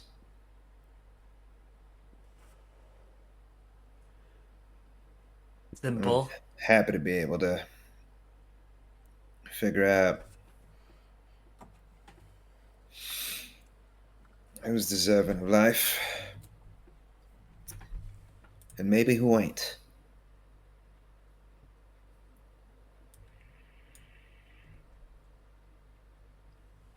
Do you mind if I ask? Did you come about Everest through magical means? Or did you find her out in nature somewhere? He rolls his shoulders, seeming uncomfortable.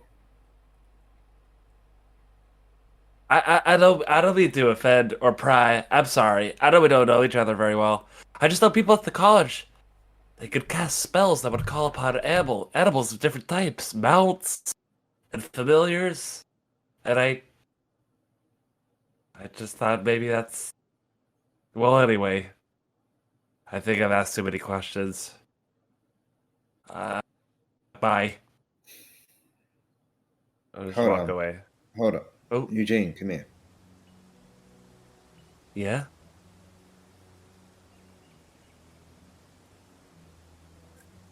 I know a thing or two about magic. You do? I don't like to talk about it. Let's not talk about it again. but you strike me as an earnest fella, an honest fella.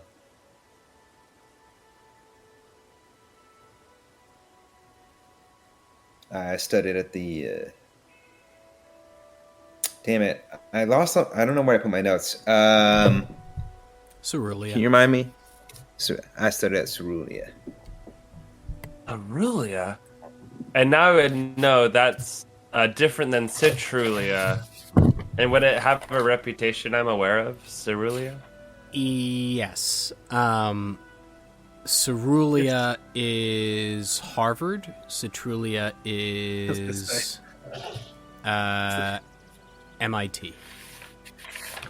They're both excellent schools, but one's an Ivy. One's for nerds. For our listeners, one of our players, namely my brother Jesse, went to both of them. The schmuck. He's an Ivy nerd. Yeah, well, I would use Jesse, so our mascot was Banana Slugs. So Harvard and MIT. I know. Just do me a favor and Space program. don't mention it to the others. I don't like to talk about it. Oh my goodness. You went to Cerulean. We have so much to talk about. Okay, I will tell. Oh, okay, I'll shut up. Oh my god. Just like rubs his brow, like, oh, what? I made a mistake. Give you a really obvious wink. Don't worry, your secret is safe with me. It's like I one of hope those so. cartoonish winks that's just like Yeah. way over exaggerated. What secret is that? Melchizedek says, coming up behind them and clapping them both on the shoulders. Aaron pooped his pants. I most certainly did not. Mm. What's the big deal if you did? I did it back there. So what? Sorry.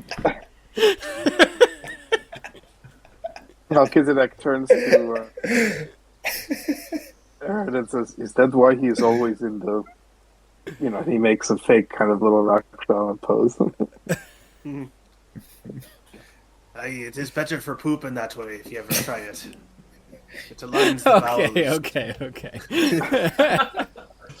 As Wait, you a few more approach- minutes. As you approach, Mikhael grabs it, he puts his hand on his behind and puts it up, and there's nothing on it because he obviously didn't.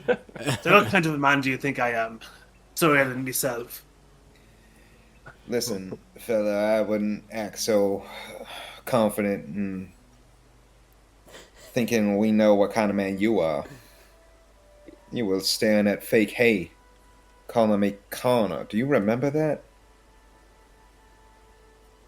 Mikhael's face, laughing, he takes a grim turn. So I was talking to you in my dream then, eh? You're dreaming. I suppose it was more than that.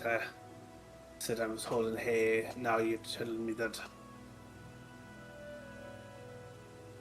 you're bringing up names I haven't heard, and You So mentioned there is a Connor. and a and Robert and a Finn. Mikhael's the eyes are closed and he's just nodding at every name.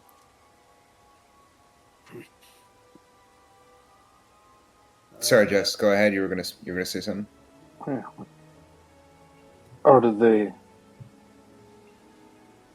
they family? I once were. Then, me wife, me daughter. This was a long time ago. It's best be forgotten.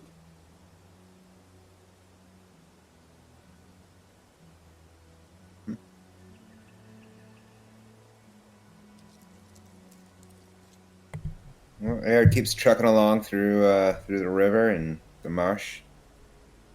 Okay. The walls of Sanguine hove into view. A couple 100 feet out, it's probably about 6 o'clock, maybe 6:30 in the evening. No, it's exactly 6:30 in the evening. 6:33. No, that was this morning. Right now it's 6:30. Yeah. Nope, 6:31. Just changed. And the sun is not quite setting yet behind you, but it's in that sort of golden hour as you approach the gates. Doesn't seem to be anyone on top of the wall.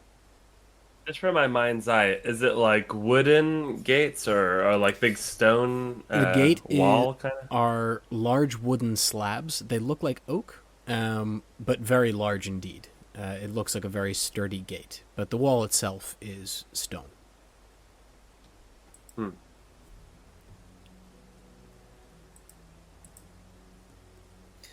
Finally. It's time that we were paid. Time I delivered the stone. I knew your report, I suppose, to the god.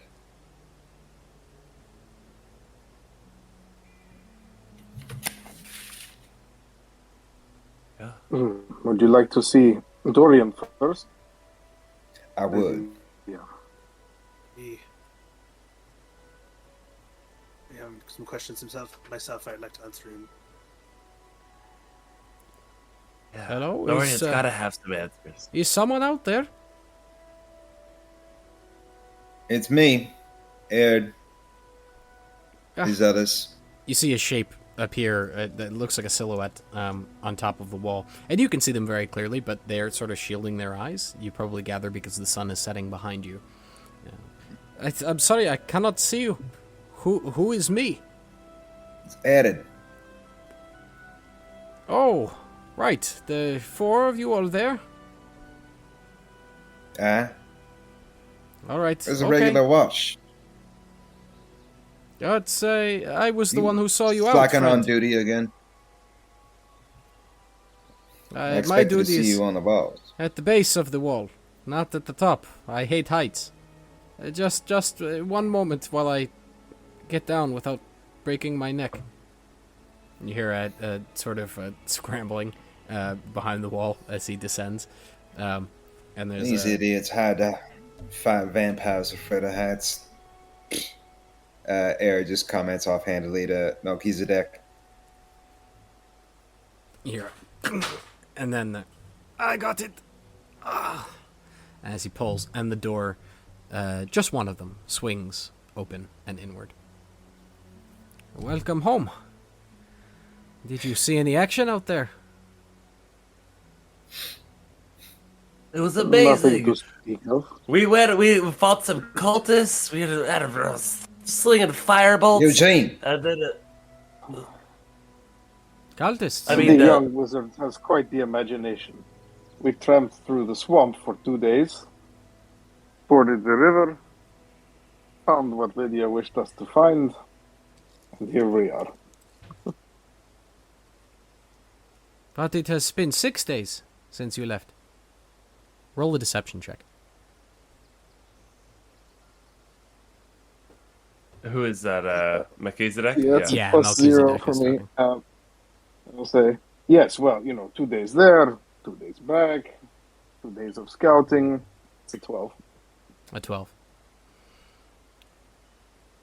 He kind of looks at you with a side eye, a bit suspicious, but he's clearly deciding not to pursue this line of questioning.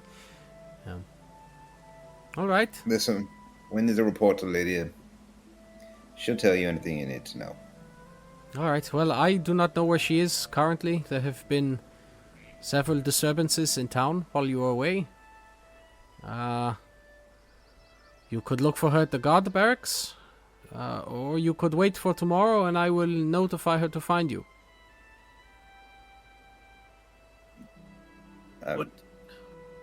Go ahead, Mikhael, go ahead. What do you mean by disturbances?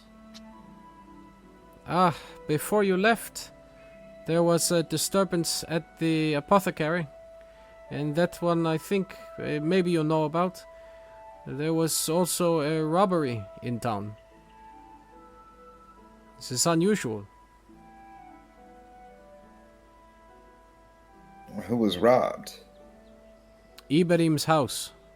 You know the store, and you would know the store. It's actually quite a vivid front, and it doesn't fit at all with the town's architecture.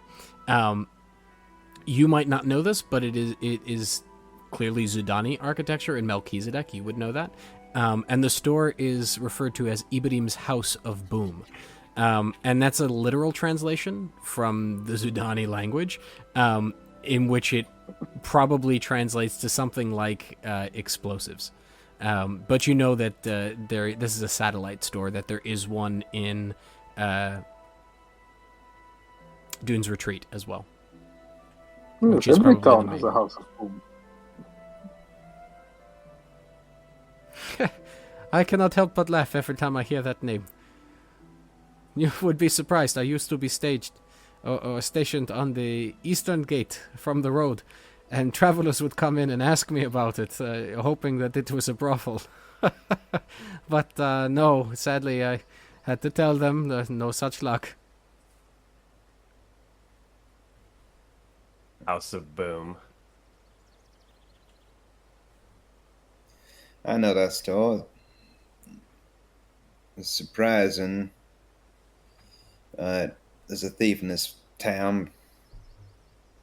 Not surprising that they robbed that store, though. Ostentatious. Yes, but well guarded. All of the explosives are behind bars, if you've ever been inside. And you need a permit to buy from them. It was supposed to be for mining companies. But what can you do? When you put up a door, someone will eventually get past it, I suppose.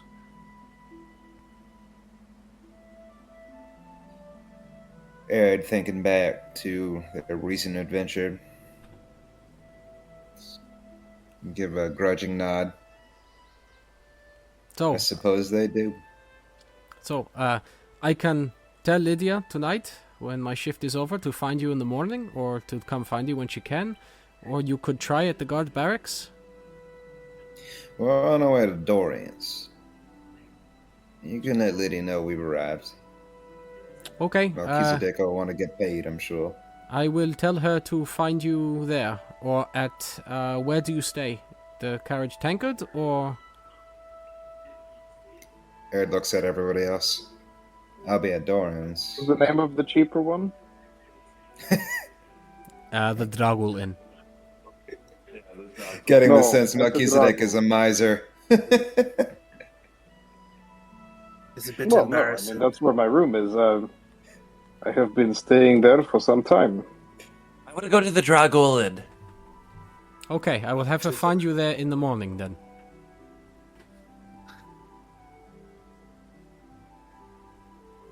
Okay. And he leans on the gate, and it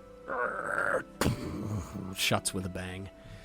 And the large oak piece sits back into place to bar it shut. Ed starts making his way through town, making my way downtown, towards Dorian. Okay. By the time I got some answers, you all ready for this? Dorian's I shop am. stands there in the evening light. Like a bit of a sore thumb, it's out of place. But it's familiar, at least. It walks The out, music stopped like right at the right time. knocks on the side of the door frame before letting himself in. There's no answer. Master- from within. Is the door open? The door's currently shut, but you have a key. Is it locked? Oh, okay. Master Dorian, we've returned. Did you open the The door? door. Yeah, it should be open at this time, right? No, you know that he closes his doors usually around 6, and it's probably around 7-ish now. Okay. Yeah, Arid unlocks, takes a key. Although, to be fair, he usually just closes the door. He doesn't usually lock the door. Master Dorian, it's Arid. Hello. Just a minute. You hear him call from far back in the establishment. I see you unlock the door. I locked it because there was apparently a thief in town, and I do not wish to have to dismember someone. You have all Right. returned. All of you. This is excellent news. Please, come in, come in. I will have tea made. And he waves his hand. You thought we wouldn't return? I had faith that you would, but one can never be 100% sure. I mean, it did get pretty dicey. Dorian, Go ahead. I just want to tell you, I wouldn't have even gone if it wasn't for your encouragement. And it was so cool, Dorian. There was like all these bad guys. Oh wait, hold on. I'm not supposed to talk about it, but it was really cool. I'll tell you later. We should have some tea again if you want to. If they say it's okay. I think this is the man you can't tell. Yeah. All right. Well, Dorian gives seriously you a though, we winning were there. smile. We were there. There was these cultists. I hit a bunch with the fireballs, and then this guy Davidos. Oh, we met these people on the way. They were really cool. They're really nice and really helpful. And they helped us fight all these guys. It was Mikos and Davidos, and there was Anita. Oh my God, Anita's so good with the bow. And we took out all these guys, and then Treasure we hunters. found. Oh yeah. Exactly. That's what they were. And then we went in there. We were like, oh, it's empty inside. No, it wasn't empty inside. There was all these bad guys in there. And there was like this other guy who seemed to be like controlling the whole thing. He took control of Mikhael. Mikhael was fighting, who did I think Mikhael hit again? perhaps you should have a cup of tea and slow down just a little bit. Just a small bit. I know that I am elvish, and so coming from me with a much longer lifespan, that sounds ridiculous, but you will enjoy life more if you savor it. Okay. And I'm just really excited. It was the coolest thing I've ever done. I can understand that. Adventure is always alluring, but one must keep in mind that there's also danger involved, and so while you are adventuring, you must be careful, no? Should never take it without great thought. I was careful. I hid. Of course you are. And anyway, we got a lot he- to tell you. It's pouring. Cultists in the ruins, The tea is pouring as you speak. and they were not friendly. No, but then cultists never are they? Except, of course, if you are one of them. But even then, there is infighting, no? They were not always violent. A cult is like any other political system. It is a vie for control. Speaking of which, they had magic. One of them took control of my mind. Arid, by the way, this whole time has his arms folded across his chest, and he's giving Dorian sort of like this look. Dorian doesn't seem to have noticed, or if he does, he hasn't let on. He just seems enraptured by the story that's being laid out for him as he sits cross-legged, sipping his tea. You say one of them controlled your mind. That is not just any magic, that is powerful magic. Yeah, that's right. It was Mel. Oh, I mean, I wouldn't have forgotten. Yeah, well, a mage took over Mel's mind, and then something else entirely came over Mikhael. It is true. And they got shut down and came back up. They had a vision. It's a strange one. One of a vision. great, one of the best moments of my life. Tell me about these ruins. What was the arcanic instability? What was causing it all?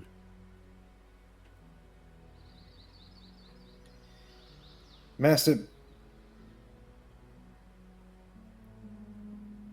Mikhael, you mind showing me that coin one more time? Ah, so you found it. I was wondering if you would notice. Did you ever see the coin? You revealed it to him in an argument with Arid Oh, when you were that's right, talking, that's right, that's and you right. said even Dorian knows. I was planning on making a grander display of it, but I do have questions for you, Dorian, too. I came up to them. They had similar symbols that I've seen them before, but they refer to me as a priest of a silent god. A betrayer. He'd never seen this symbol before. He showed it to me on this coin, which I found, yes. Made a woman go white in the face.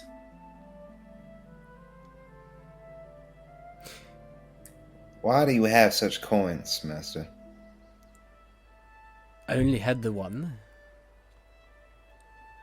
You see his face kind of change a little bit from its usual jovial, welcoming, inviting smile to a bit more serious, which is a side you rarely see except when he's working and concentrating on something, Arid. It was given to me a long time ago by someone who was very dear to me.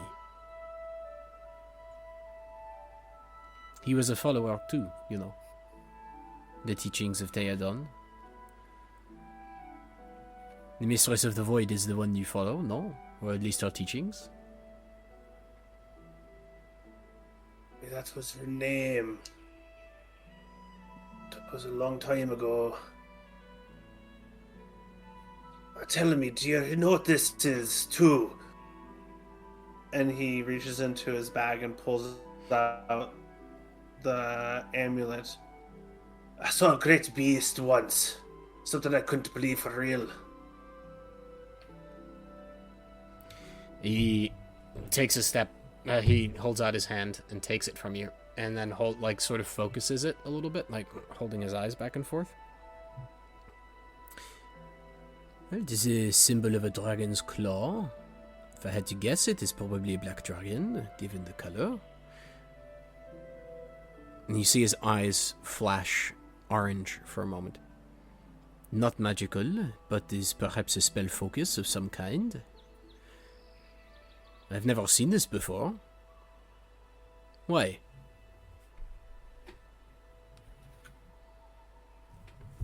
The men who attacked us tried to ambush me first, and they bore the symbol. But when we went inside, I don't remember much. I was out of it, but on the way back, I didn't seem to see any other symbols of Theoden. Yes, Theoden, that's the name. It rings true with me ears. Well, I have never seen this symbol before. I cannot imagine how it would relate to Theoden, but then I am not a follower or a studier of her teachings. I'd like to roll an insight check. Go ahead.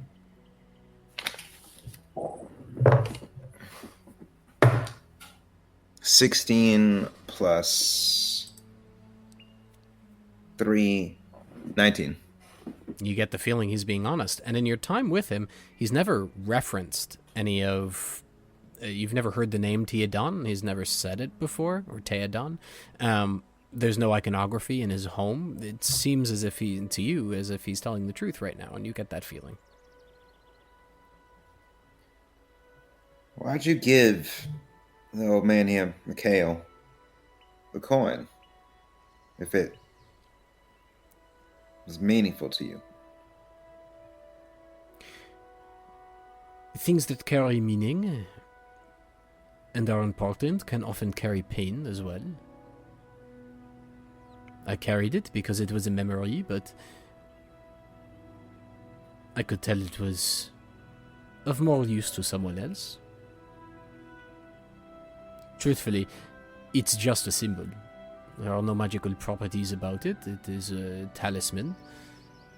And I don't need a talisman to remember my friend. It's just that you gave it to Mikhael here. He seemed to know these cultists that we came across. He's somewhat familiar with them. But they were not cultists of Theodon, were they? Arid looks over at Mikhael. I don't know if they were. Why would they try to attack me? I called you a betrayer. I thought maybe you were wayward sheep. He holds up the talisman again. This is not the talisman of Theodon. The Void Spiral. That is the talisman of Theodon. Albeit an archaic one, but there are not many followers of her, you understand. She's a bit of a dark goddess.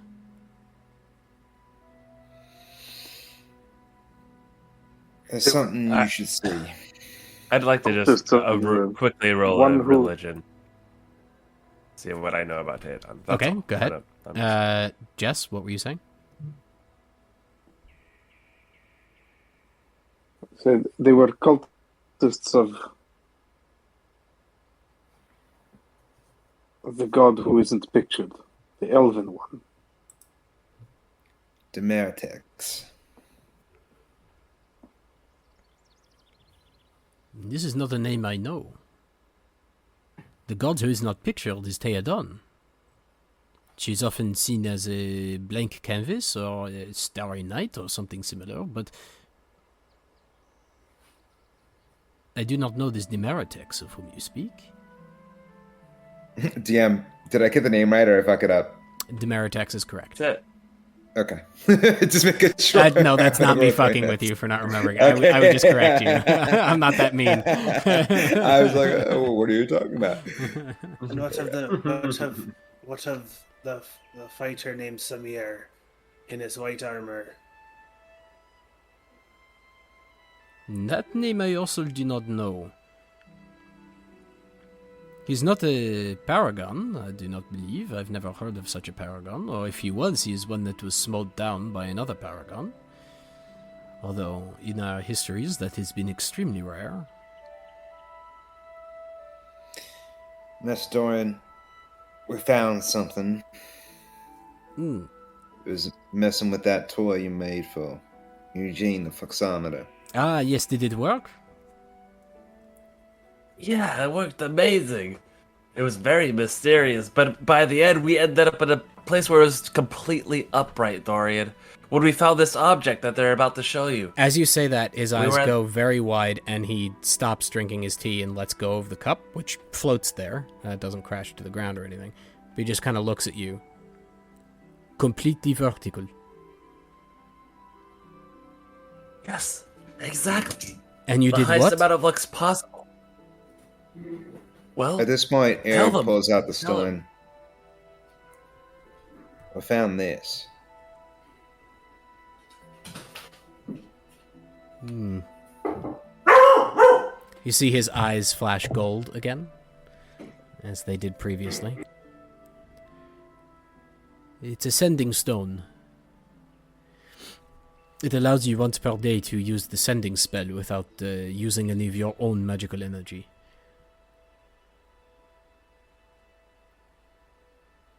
oh, Useful, but I'm not sure exactly why. This is related to an area of such high flux. Please tell me you left as quickly as possible. We didn't have no choice. I mean, we lingered a bit. We found the stone inside of some sort of sarcophagus. Okay, so you all new to adventuring. I will grant you this. But some of you are seasoned. Never spend any time in an area of high flux. Especially when the fluxometer reads vertical. Leave immediately. I told them that! Thank you! That's what I said! What made you leave? If you had decided to stay.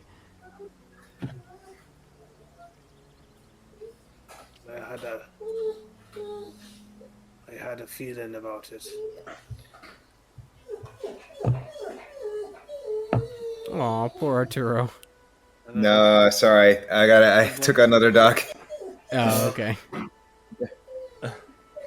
Sorry. That's okay. No worries.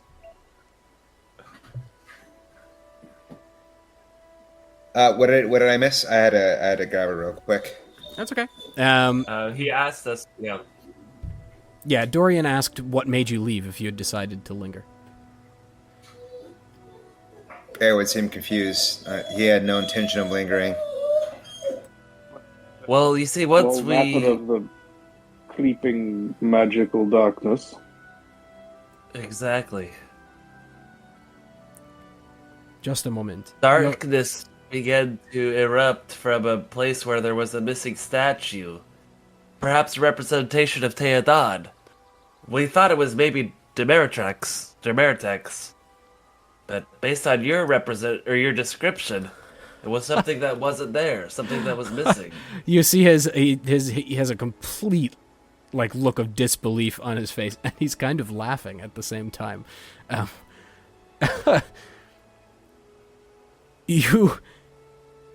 Magical darkness.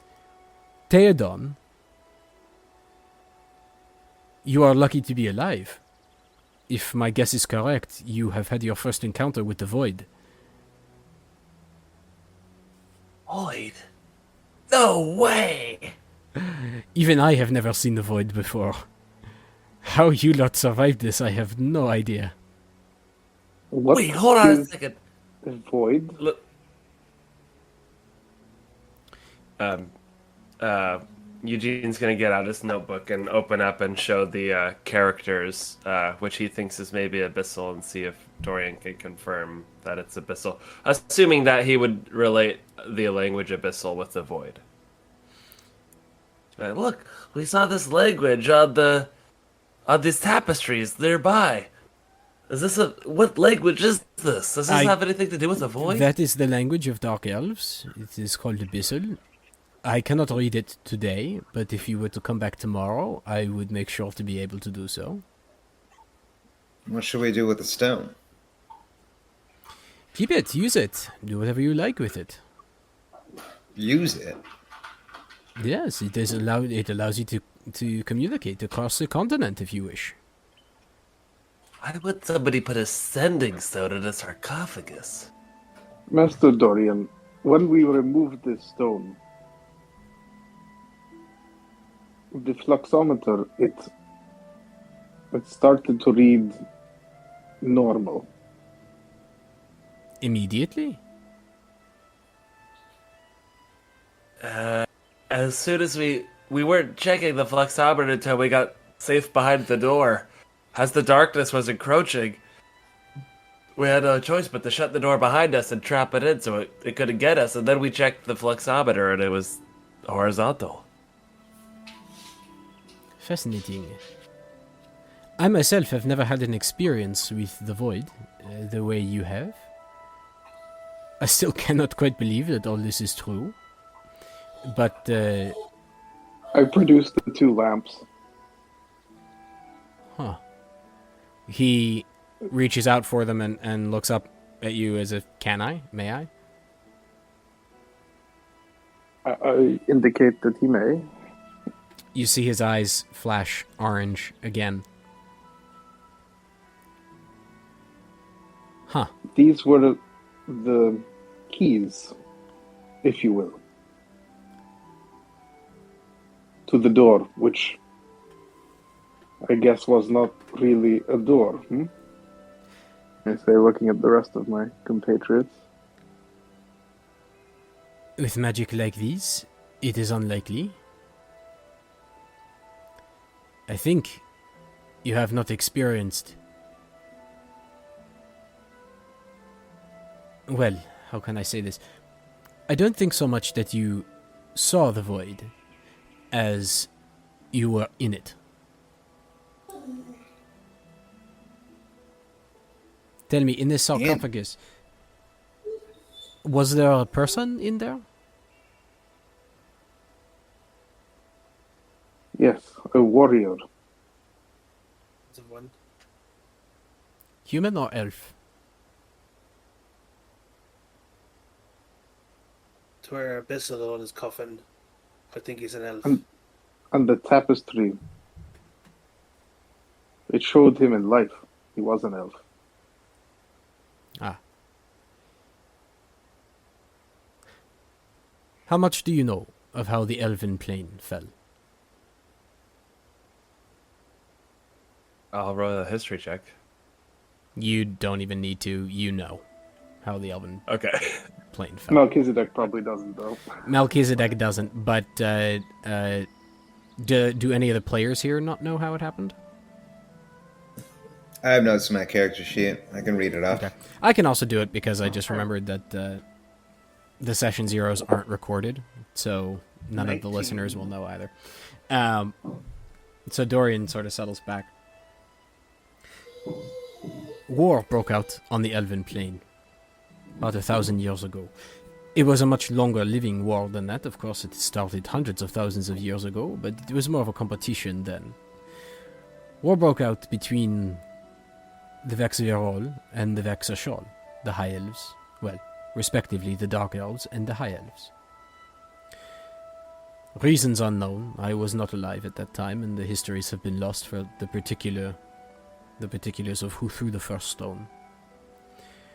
But if you can imagine the highest level of mages and sorcerers hurling spells at each other's cities and towers from thousands of miles away, and if you can imagine what this did to the arcana of that world.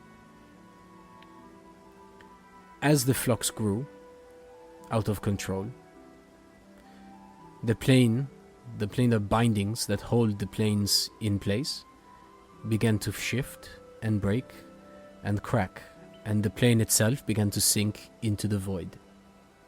The void is a plane of its own, but unlike most material planes, it expands, it grows, it hungers, and it eats other planes. Why? We do not know. How? We do not know, but there was one dark elvish woman who ascended to Paragon, to the status of Paragon.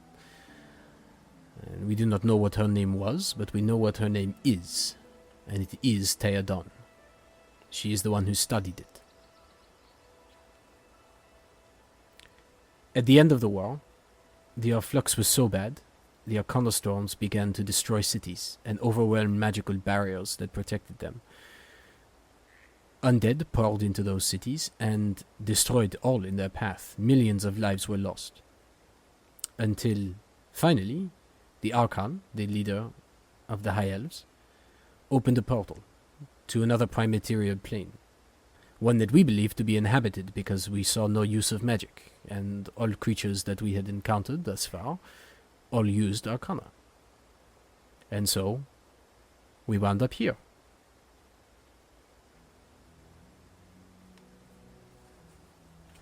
This is how a plane falls into the void. If I had to make a guess, my guess would be you were on the Elven Plane. Or what's left of it.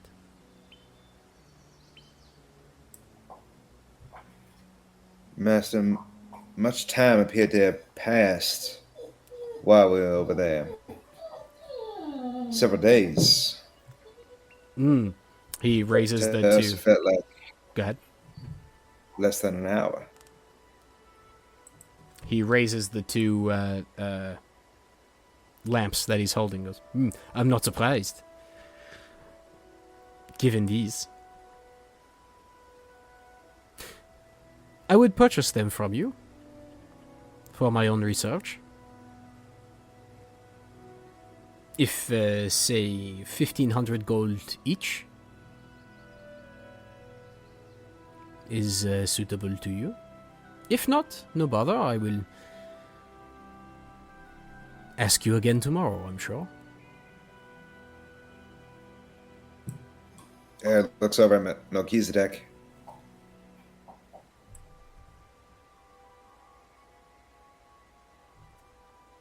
Well, that is a. It is a. Melchizedek doesn't really know what to say. What is it they do exactly? This is what I would like to find out.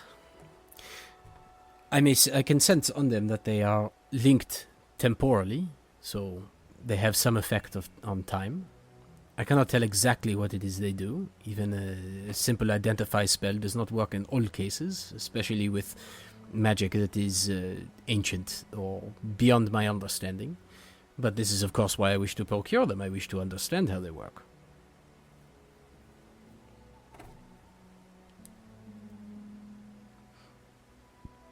Melchizedek shrugs. They're not particularly useful to me. Glad someone will get some use of them. That's right. But I have a counter offer for you. And mind ye, you were the one who took them. I would hear it. You see, he becomes a bit of a businessman now. We'll take 2,500 gold and you take the other 5 and you put it to some good use around here. I see plenty of people. Wait, am I making that up? There are plenty of like people who are like destitute and like on the streets. Absolutely. There's plenty of people around here who could use a little bit of help. I suppose I'm not the right man for it, but part of the cut here will go to helping them, and I'll have nothing else, another word about it. I must admit that was not the counter offer I was expecting, but I think I have something in mind. Come with me. And he beckons you. And Arid, you know where he's going. The door he's opening, or that opens in front of him, is the door to the storefront room where all of the displays are.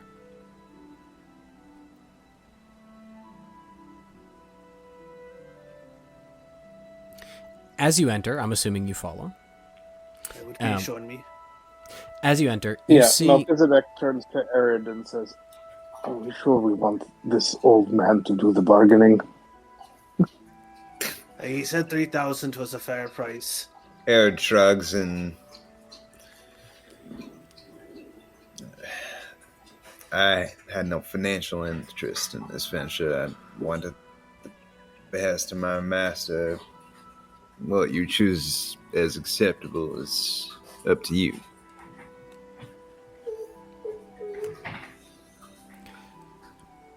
Well, welcome. This is my shop. You have not been in here. Arid, of course. You know the way around, naturally.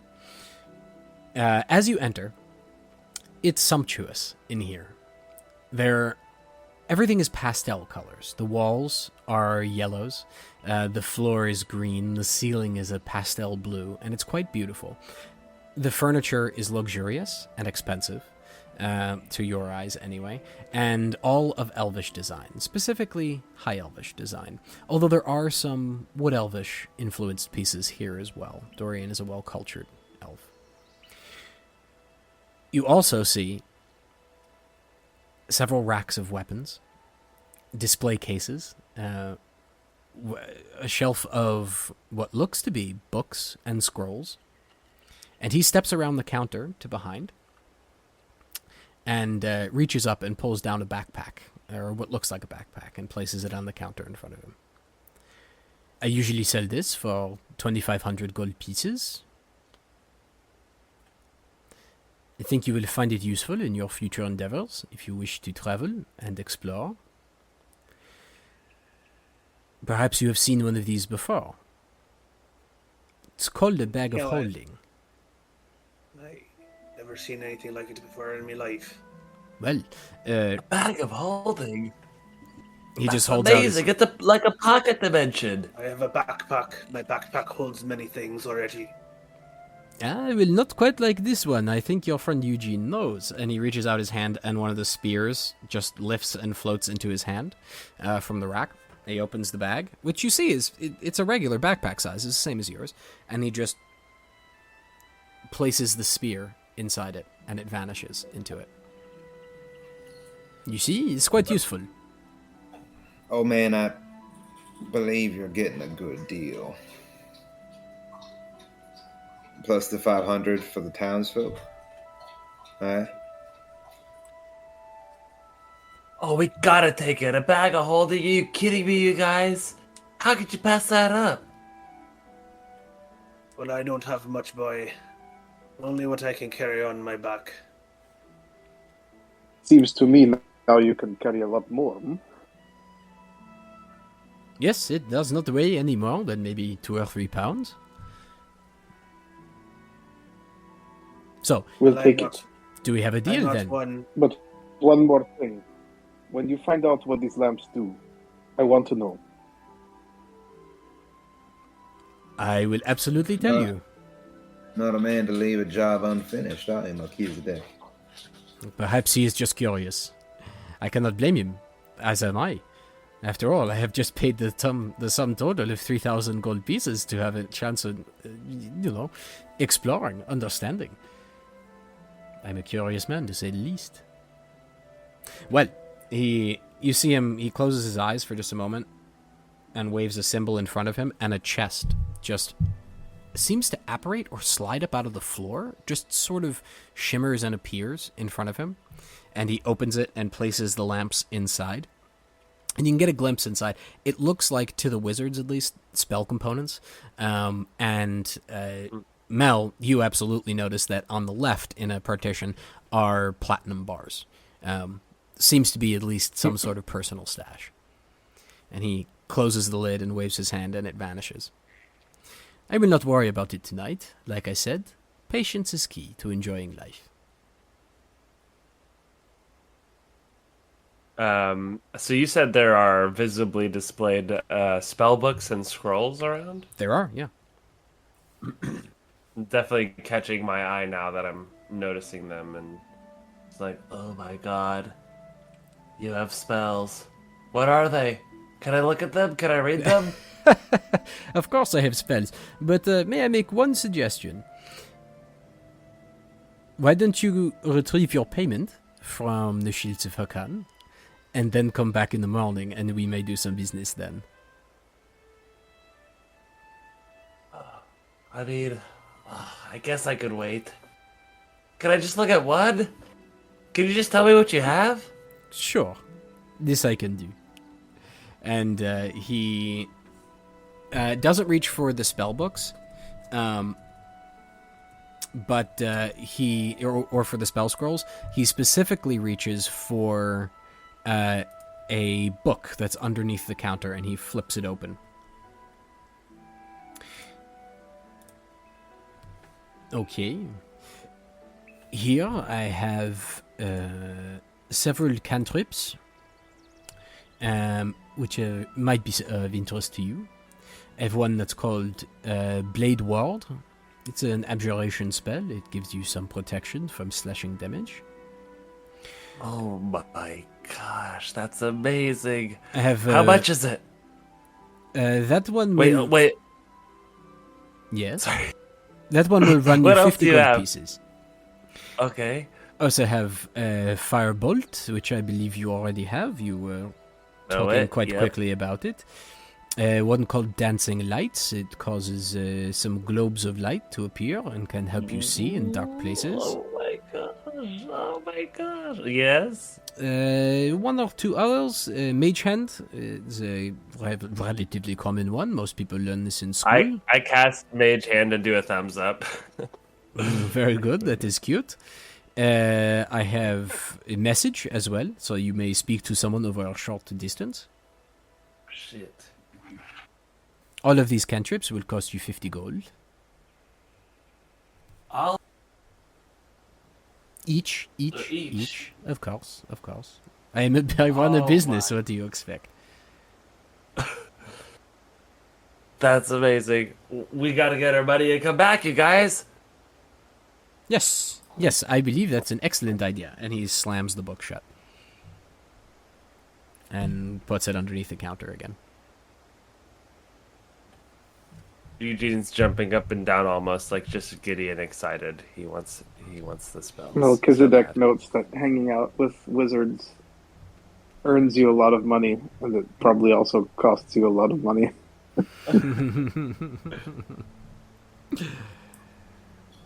Well, I'll be staying here. I'll convene with you in the morning. We can report into Lydia. And I think our business is through. Very well. I think it is probably time that I turn in for the evening. Oh, and you're fond of crossbows, aren't you?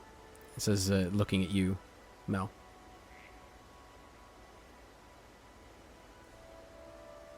I think I have... Yes.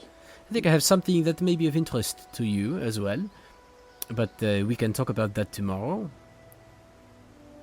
So make sure to come back. You know how to pique a customer's interest. An interested customer is a customer who is willing to pay more. But of course I would never do that to you. The price is the price. Right. Well, until tomorrow then. I'm going to the Dragul. I have a room there. Ah, good for me to know. Then I will be able to contact you in the future. Just a question before you go. If I should have need of your services when you are staying in this town, do you mind if I send you a message? I try to ask first. It can be somewhat jarring when my voice appears in the back of your head.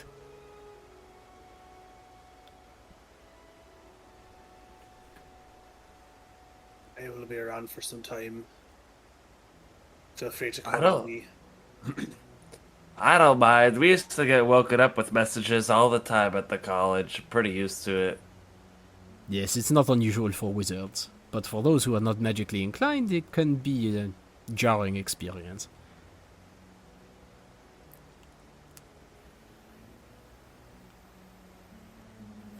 At least I will know what to expect.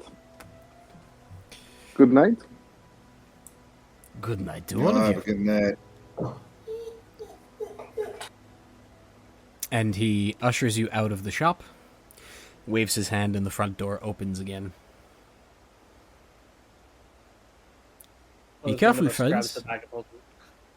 There's strange things afoot in town tonight. Well, not tonight, but last night.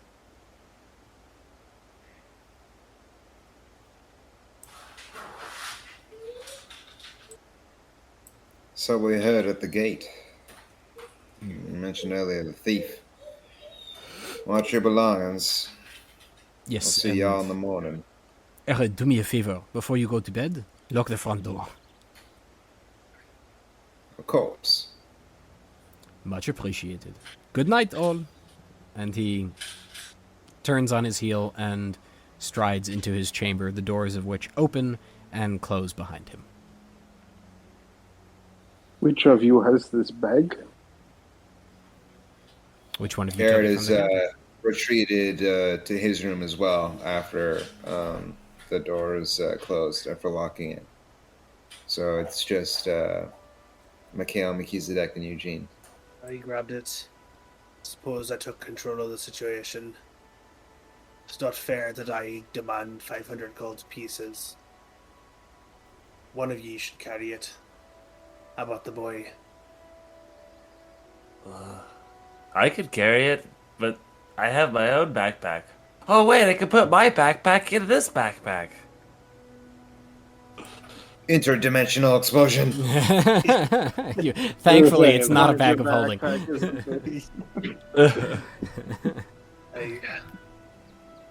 You seem I to be guess the I'll- most thrilled about it, so you go ahead and enjoy it. Oh, this is so cool. We Melchizedek can put has all an kinds idea. of things in here. Is the spear still in there? The spear is still inside. Let's try it. You have to How do you just put think it? of the spear and reach in. Try it, Mel.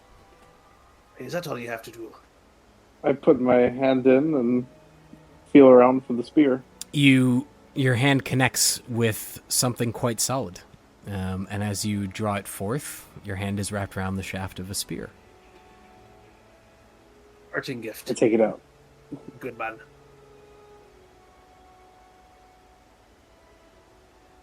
Okay? You, Is there anything carrying it on your back? unusual about this spear? Not that you notice. You could spend a little time with it.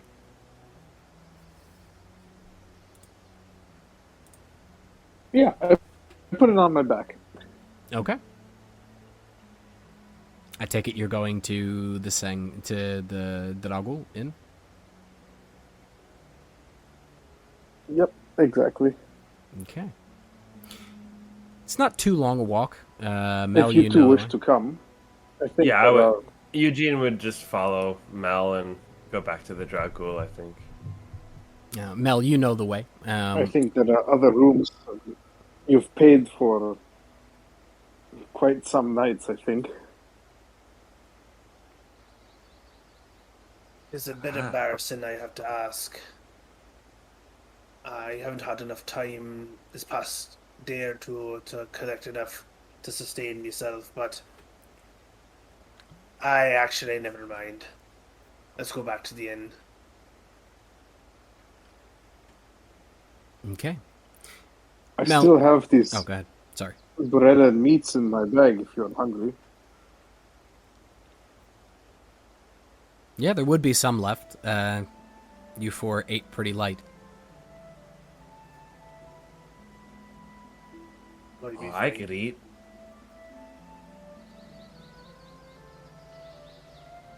Okay. We could also get a meal at the tavern, although honestly, the food is not the best. And I've been so hungry I could eat the bark off trees. Any amount of food is appreciated. You arrive in a short amount of time, probably about a half an hour's walk at the Dragul Inn. Doesn't seem to be very busy, but then again, Mel, you know it never is. It's one of the reasons you picked the place. As you enter, you see Boris behind the bar, and he's there's an air inside of tension almost, and everyone, there are other people in there. There the two other men in there who turn and look at you as you enter with suspicion, and more until Boris goes, "Oh, it's you lot, you're back. Well, don't just stand in the door. Evening, Come in, Boris. come in." I trust you did not give away my room. No, you're all paid up. Didn't give away nothing, although I've got my eye out, I do. And you see he raises what looks like a very crude wooden club. Looks like it was probably made from a chair leg, but the handle was sanded down, and carved down or whittled down. And he goes, "There's thieves about there is. All sorts of strange things going on." Yeah, we heard. Somebody robbed an explosive shop? Yeah, IHB. Well, Ibrahim's House of Boom, they call it. He's one of your folk, ain't he? And he's pointing at you, Mel.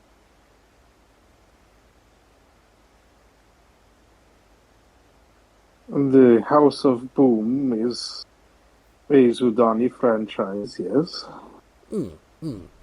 Crazy that place would be robbed of all of them. Shocking, right? Everything's behind bars. But then again, who doesn't want to blow something up every now and then, am I right?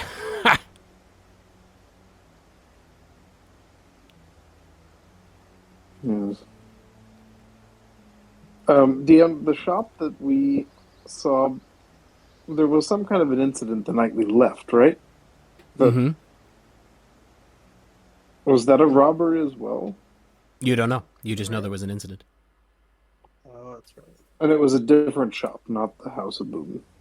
No. Not the House of Boom. It was the Leaves of Apothecary. Illithar, it was called. Yeah, the Apothecary. Oh, yeah, thanks.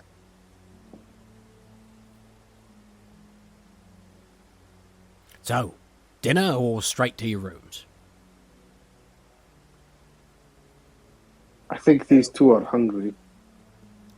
All right, My all stomach growls. right. Well, I roasted up some beef before. Don't ask me what part of the cow it is, but tastes all right. And there'll be some beans and tomatoes too. And I muttered to Eugen under my breath, or how long ago before was.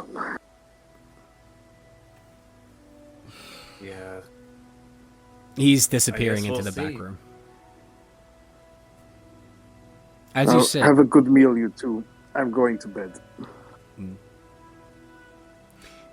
As you sit, you can't help but overhear the conversation, and it's unusual for other people to be sitting and drinking in the doggle. Normally, they're shields of Hakan here, not just these two look like locals. And just from glancing at them briefly, you can kind of tell that these are really big guys. They're very swarthy looking, large muscles, but not well defined. Mostly, you get the feeling it's from manual labor, not from careful sculpting in a gymnasium. One of them has a tattoo on the shoulder. It looks to be a pickaxe stuck in a rock.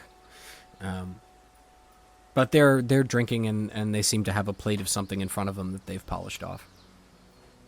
And shortly What are they after, What are they overhearing? Sorry, you said they were saying something. Yeah, you can overhear bits of their conversation. If you wanted to listen in more closely, you could. Ah, yes. Sure. Mikhael has no money for any food or stay in, so he's gonna try to find a corner he can sit in, maybe fall asleep, like he did before. So Mikhael, it's okay. I could buy you some food. No, it's just fine. Just fine. Oh, you said you're hungry. I'm starving too. We haven't eaten in days. Except for maybe a few rations. Those don't really count. Come on, don't worry. I'll buy you some food. Right, so why don't you order some food and we'll take refuge over there. Near them folks having a conversation. By the hearth. Yeah. Meet me These guys there. look a little odd. Let's see what they're up to. And I'll order some food. So we'll do that. Okay. It's not too difficult to overhear their conversation from the hearth. They're sitting right near it. And it's a cooler night in Sanguine. It always gets a little cold towards the evening time. But the conversation goes a little something like this. Can't believe it. No work. Can't find nothing. I know. It's terrible round here. The mine, they closed it. I know, I heard. That one, the last one, right? The Deusab Crags. Yeah, iron mine. That was good work. Paid well. They shut it down. I know. I worked for Soldonis. Cheap fuck. Closed his smeltery. I worked for him for 12 years. 12 years I gave him. And then out. Nothing. Said I didn't have a family, so I was one of the first to go. Kind of bull crap is that? Sounds like rubbish to me. Not to mention, the mine. New owners bought it 3 weeks ago. Tain't like nothing, they just closed it. Said something about animal infestation. Dunno what, though. Didn't stick around, if I'm honest. Don't much like the sound of that. Yeah. Well, for me, 'twasn't nothing like that. I was just straight fired. No explanation. Now the town's being robbed, too.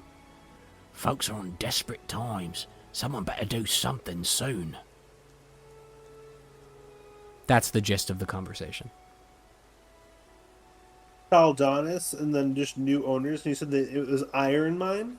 Yeah, there was an iron mine in the Deusab Crags. It was the last one that was open, and new owners bought it, and then 3 weeks later it was closed due to monster infestation. And Soldonis, you don't know who that is, but whoever he is, owned a smeltery that was closed. Just a different like manual labor. Yeah, about 2 weeks ago.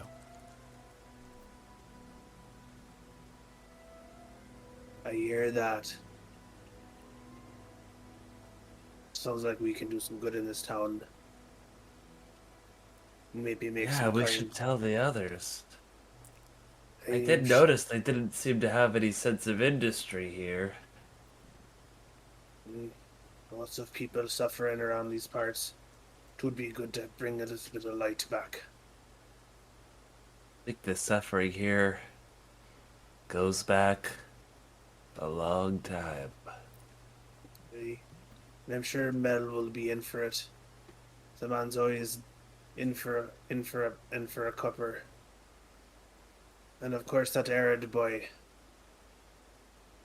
Something troubles him. Yeah. Can't say much, but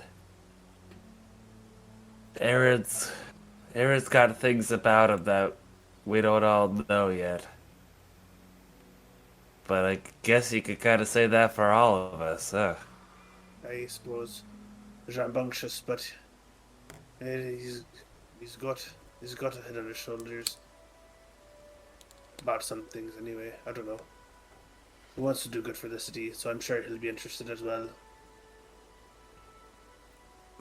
Boris enters, He's a good guy.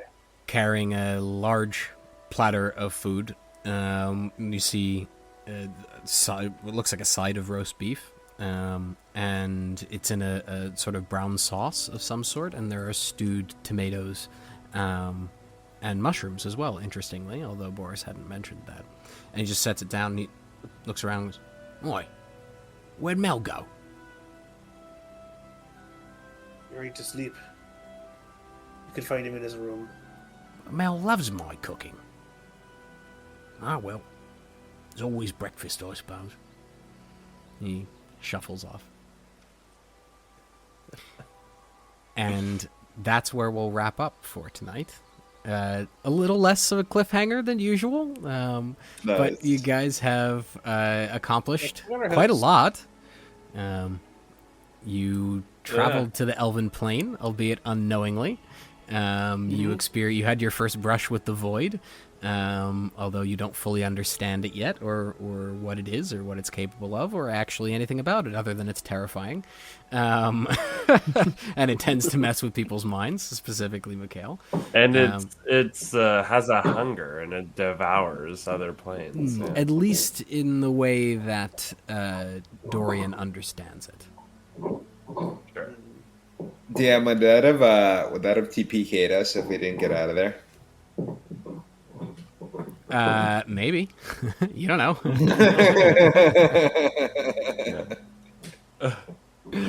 What do you want me to say? Yeah, like, fucking okay, would have TPK'd you. The void is lava. The void is lava. If you see the void, Don't touch the void. fucking run. The point of that was to teach you, if you see the void, get the hell out of there. Yeah. I mean, it was scary. Like, disturbed the body, and then it just like started just swallowing up the room. Mm-hmm. Yeah. Yeah, I really all of didn't- the creepiness. Eric is was great. about it. He was hoping Mikhael would be the one to push for taking the stone, but at the same time, felt that sense of responsibility. You know, like they were there for the mission. If we Yeah, and didn't, then it didn't even Well, end up being right, we were and take after. care of it. Exactly. We probably should have taken that armor too. Probably. Yeah.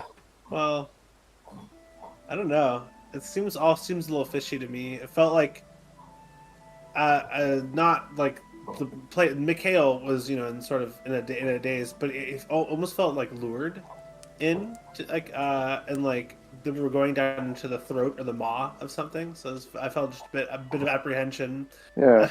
Can I just say, I hate portals.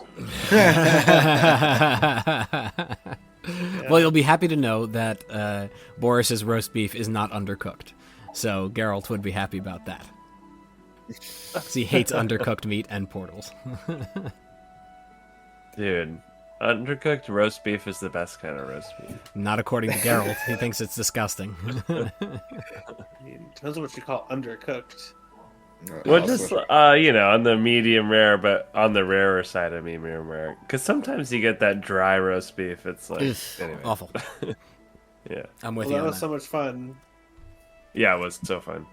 Yeah, you guys have accomplished Thanks, a lot, and there's a lot more to see and to explore. I'm excited. We have our hooks for next sessions and clearing of the mines, trouble in the mines. Yep. Yeah, it might be next Do you name the quest? section. Do I name the quests? Yes, I do. Yeah, for yourself. I absolutely do. I'm not going to tell you what they're called, what the quests are called. Fair enough. Dorian referred to the fact that we could claim money for doing this from someone from the golden. Wait, what was it? From the Shields of Hakan. The Shields of Hakan. Yes. Yeah, remember Lydia they're hired you technically for employers. 300 gold. Right. Yeah. Okay. And the That's guard what at the I'm trying to gate remember, said like, he how would much were we inform owed? her to come find you tomorrow. Well, 150 of that is going to spells, guys. So unfortunately, we'll have to figure out what to do with the other. Well, at this point, Arid isn't, concerned about the quote unquote party loot. That'll be a conversation I think for next session. Yeah, I Mm-hmm. would agree. Has to be a good reason. Yeah. Yeah. Yeah. But, Right now, he's just like, I think Arid's probably interested in helping out the town, but we'll get to that. yeah. That'll come up in RP. Cool. Well, thanks for playing, guys. Sorry the server crashed. I really hope my apartment isn't flooded or on fire right now. For listeners, I'm remote at the moment. I'm up in Maine, and my computer is hosting our virtual tabletop in New York City.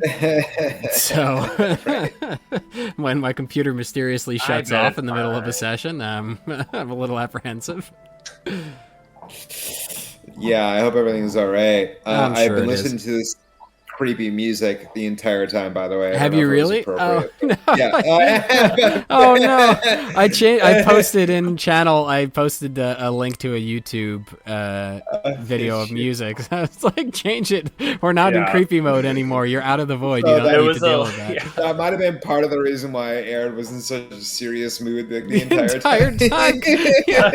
My God, because this is like just a like this listener. music's filled with levity and hope and promise of tomorrow. And Yeah. like the void music is like you're all gonna Nope. fucking Fuck die. that. Something's wrong. Something's wrong here. Sit on the Fuck edge you, of your seat. Dorian. Music. Exactly. Yeah, that void music is fucking great. Yeah, no, it was awesome. I love it. Where did you get the music, by the way? The music I found through a number of sources, YouTube being one of them, Spotify being another. Yeah, I use Spotify pretty religiously. I just I find YouTube I get nervous about using YouTube just because the commercials sometimes pop up. Oh, yeah. Yeah, I'll cut this out of the stream eventually, but I block all ads. Okay, gotcha. Yeah, So, Mm-hmm. doesn't happen. yeah, it might be worthwhile. I spend enough time on YouTube. Yeah, and if then you I come can across a content creator that you really like and you want to support, if you're not just watching one of their videos, turn it off.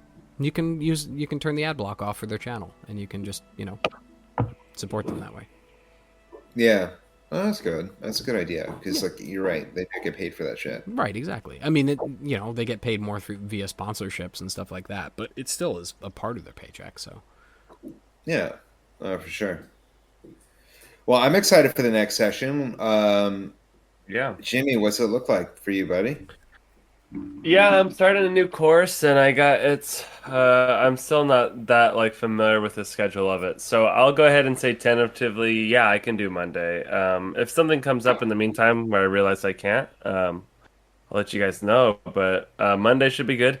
Tuesday, I think we're on with our other campaign, so I think we'd be off on Baldur's Gate. Is that right? Or okay. are we due for Baldur's Oh. Gate on Tuesday? Tuesday's Baldur's Gate off week, I think. Okay. That's our week. That's What our I may Tuesday. do, because I That's may a- still be in Maine at that point, and I'm not going to be able to Okay. pull up the server while I'm remote. Yeah. I may say let's do Baldur's Gate on Monday, and then the following week I'll be back in New York City, and we can as long as my apartment's not burned down, we can run the Shadows of the Arcan as normal, and then Baldur's Gate on Tuesday, if Jesse's okay with that. Yeah, absolutely. I'm always ready All to this on help Monday. escape. Cool. And Yeah, then that sounds great. yeah. So that way it's it'll be a little easier because I'm running without all my world notes right now because they're all on the server. So it's like shit. You're doing So- good with all the lore. Yeah. Yeah. Well, I know Dude, the I love lore it. like the back of my hand. It's the names of the store owners and stuff like that. Yeah. That'll start coming up as you guys Sure. shop and things like that. I have a sheet, literally a Word doc called names. It's just like, Yep. I'm like, fuck. Yep. Like, who's this? Rune Surge? Okay, gotta remember that. Lena? Okay, gotta remember that one too. Yep. Boris? Oh shit, who was that one again? Rolo? Oh, fuck, the dwarf, right? I have a sheet literally called names. Yep. Roll the dwarf. Yep. Rolo the dwarf. Exactly. Yep. He's gonna be making me my wakizashi on Monday. Yeah. Cool. Nice. Well, thanks for playing, guys. I appreciate it. Hey, This was fun. thanks for hosting, and glad everyone could power through the transition to manual die. It was kind of fun. I got these special die. Yeah, I think I sent a Yeah, you picture. sent a of it, picture, right? no? Yeah, we saw them. Yeah. They're beautiful. Are they good? Yeah. Are they rolling good? Rolling you well? I mean, I roll better than the goddamn Foundry or whatever the fuck it's called. They're not weighted, are they? Yeah, right. You know, I held off on any natural 20s. There's an so- invisible twirl helping you out. Yeah. I start a brawl. That was hilarious, by the way. I love it. Yeah, that was the most hysterical use of stealth. How did they not notice? It just suddenly Eric rolls again. Like, well, fuck. What are you doing? You son of a bitch! I told you to stop cheating. Cool. Love it. All right. I mean, it was supposed to look kind of obvious, right?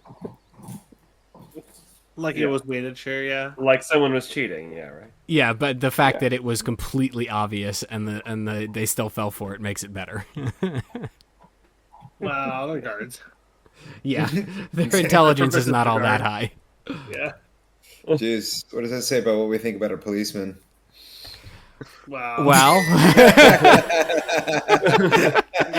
if I'm honest, it's about accurate. Guards. You know. Fucking caps. Yeah. Caps. All right. Ugh. I'm gonna go. Later, guys. Have a good All right, night. folks. This was so much fun. Have a good night, everyone. Good night, everyone. Thanks for playing. Like, Yeah. Thanks, Shanti. Good night. Night.